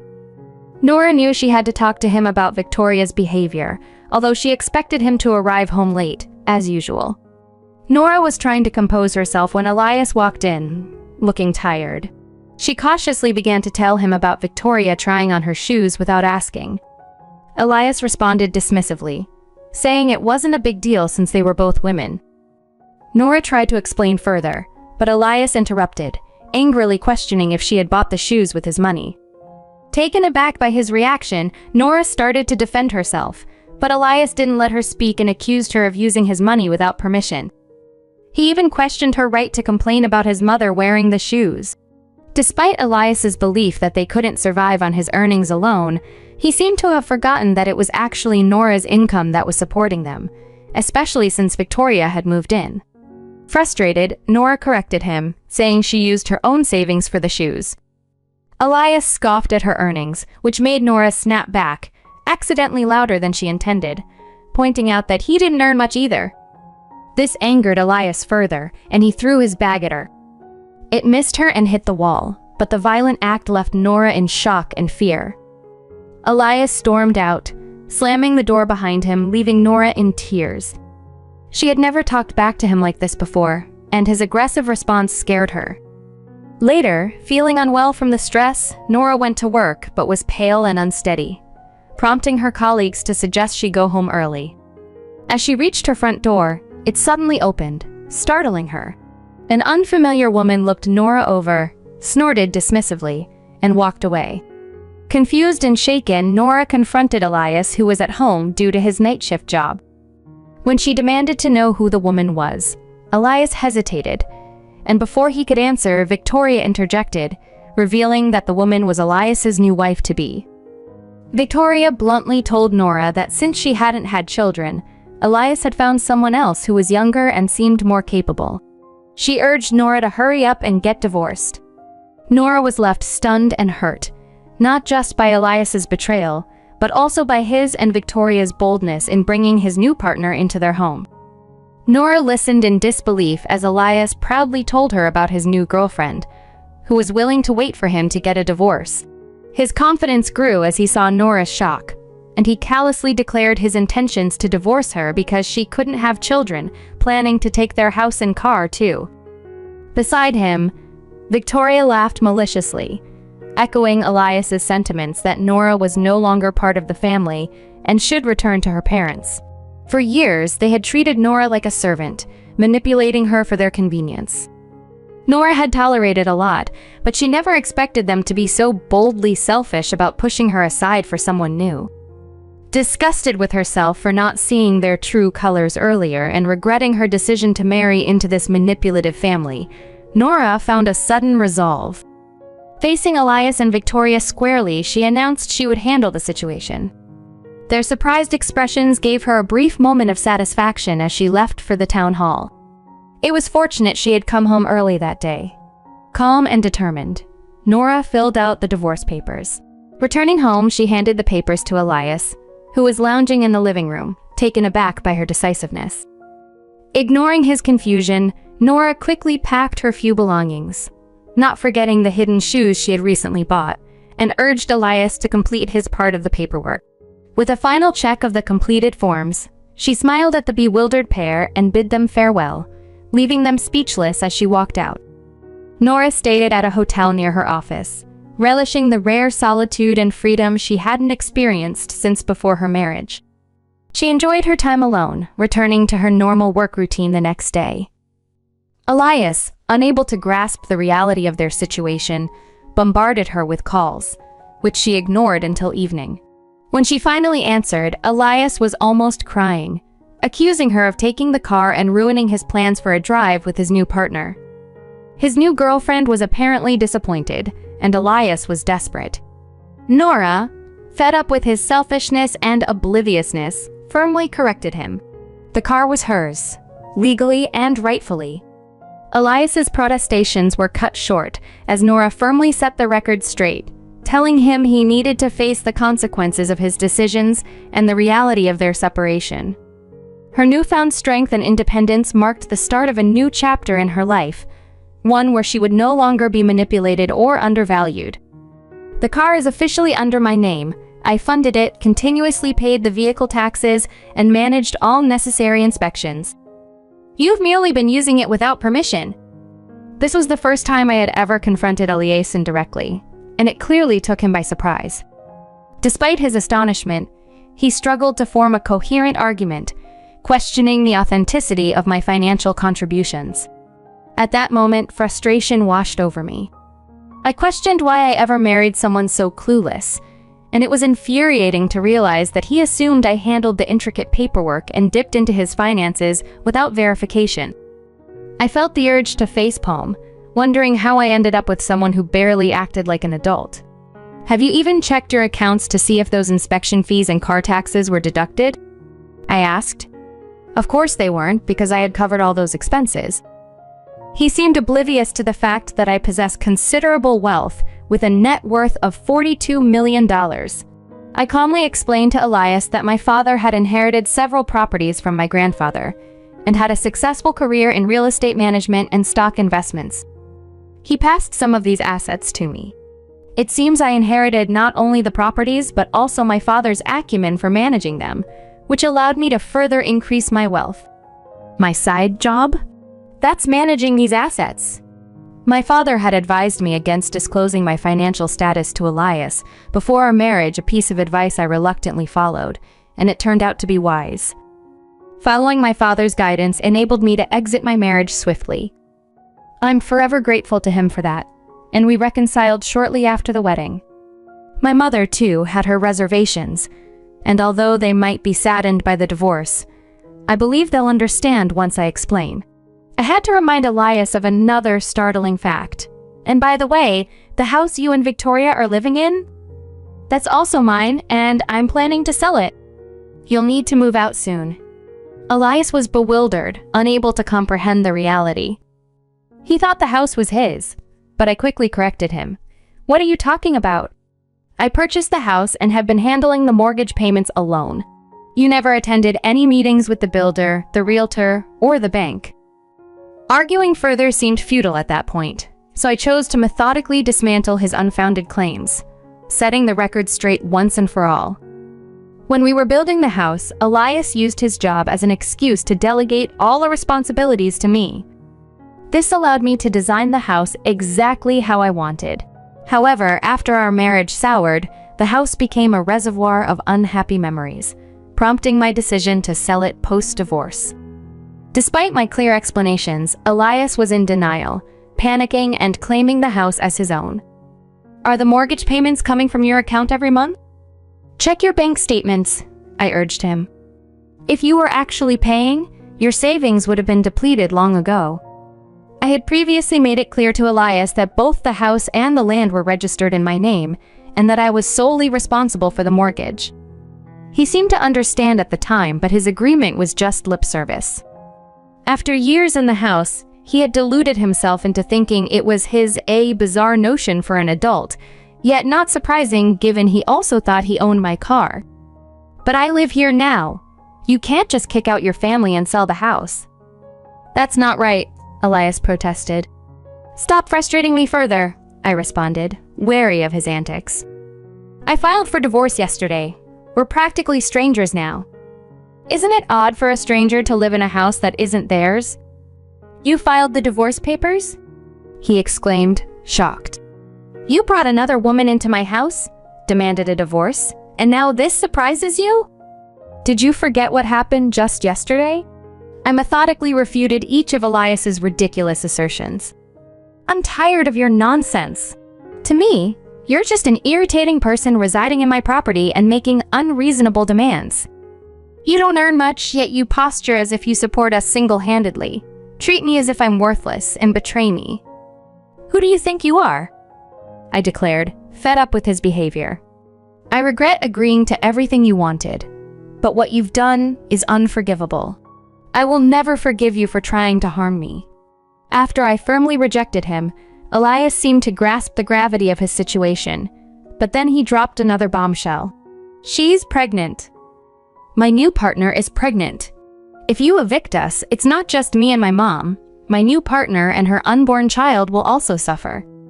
This revelation stunned me momentarily, but then I collected myself and asked, do you realize what you're asking? You want your ex-wife to support your mistress and her unborn child? Isn't that incredibly selfish? Elias's tone became pleading, but you can't just leave a pregnant woman homeless, right? It seemed he was trying to manipulate the situation using his affair partner's pregnancy. I don't care if your partner is pregnant. Besides, there are other places you can live, I countered. How can you say such shameless things after everything you've done?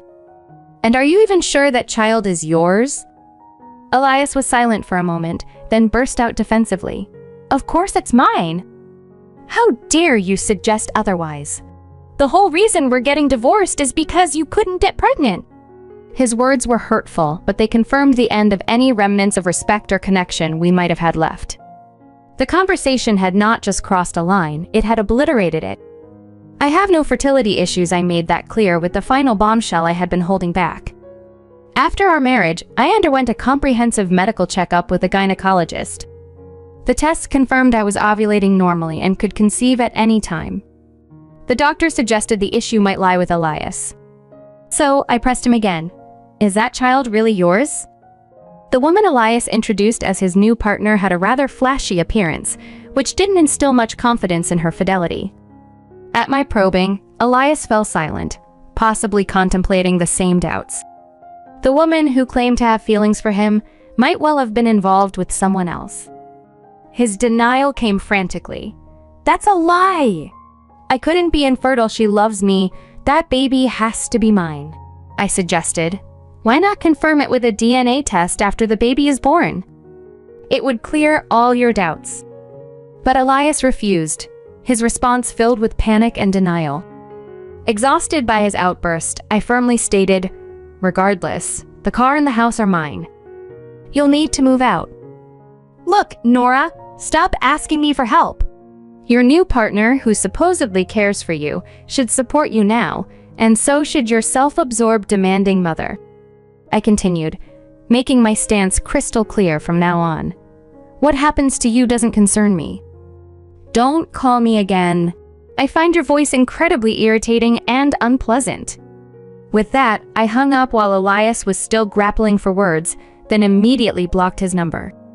Not long after, I received a call from Victoria. She rambled on, but the gist was as expected. The child wasn't Elias's. His affair partner had been drawn to him, mistakenly thinking he led a stable life with a house and a car, not realizing that stability was my doing. When confronted, she unceremoniously left Elias and disappeared. Please come back. We were wrong. We're really sorry, Victoria pleaded in a tone that sounded insincere, which only made me laugh. Sorry? You, who treated me so poorly. That's laughable.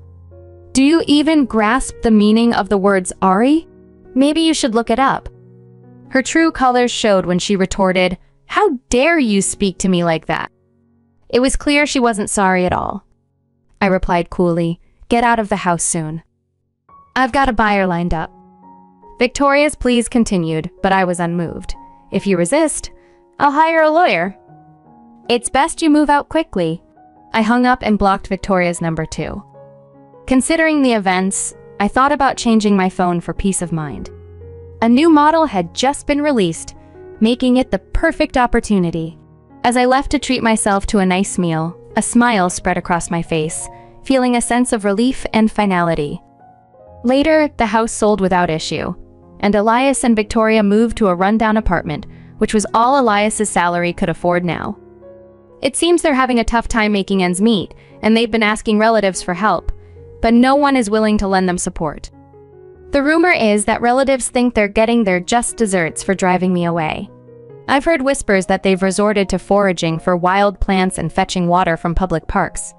But since Victoria's last call, I haven't spoken to or seen them, so I can't confirm their situation.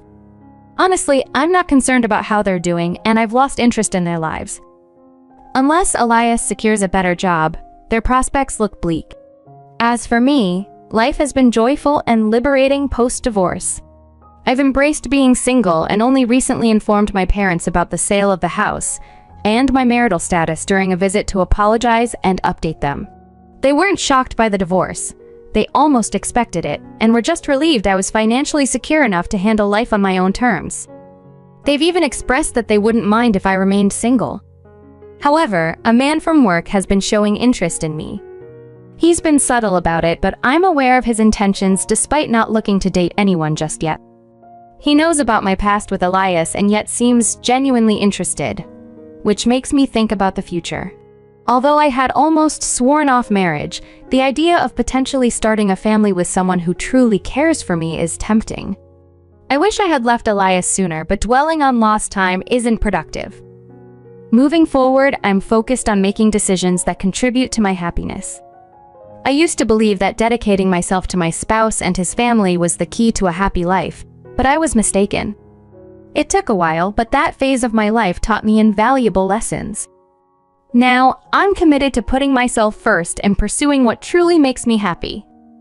I'm confident that this approach will guide me to genuine contentment.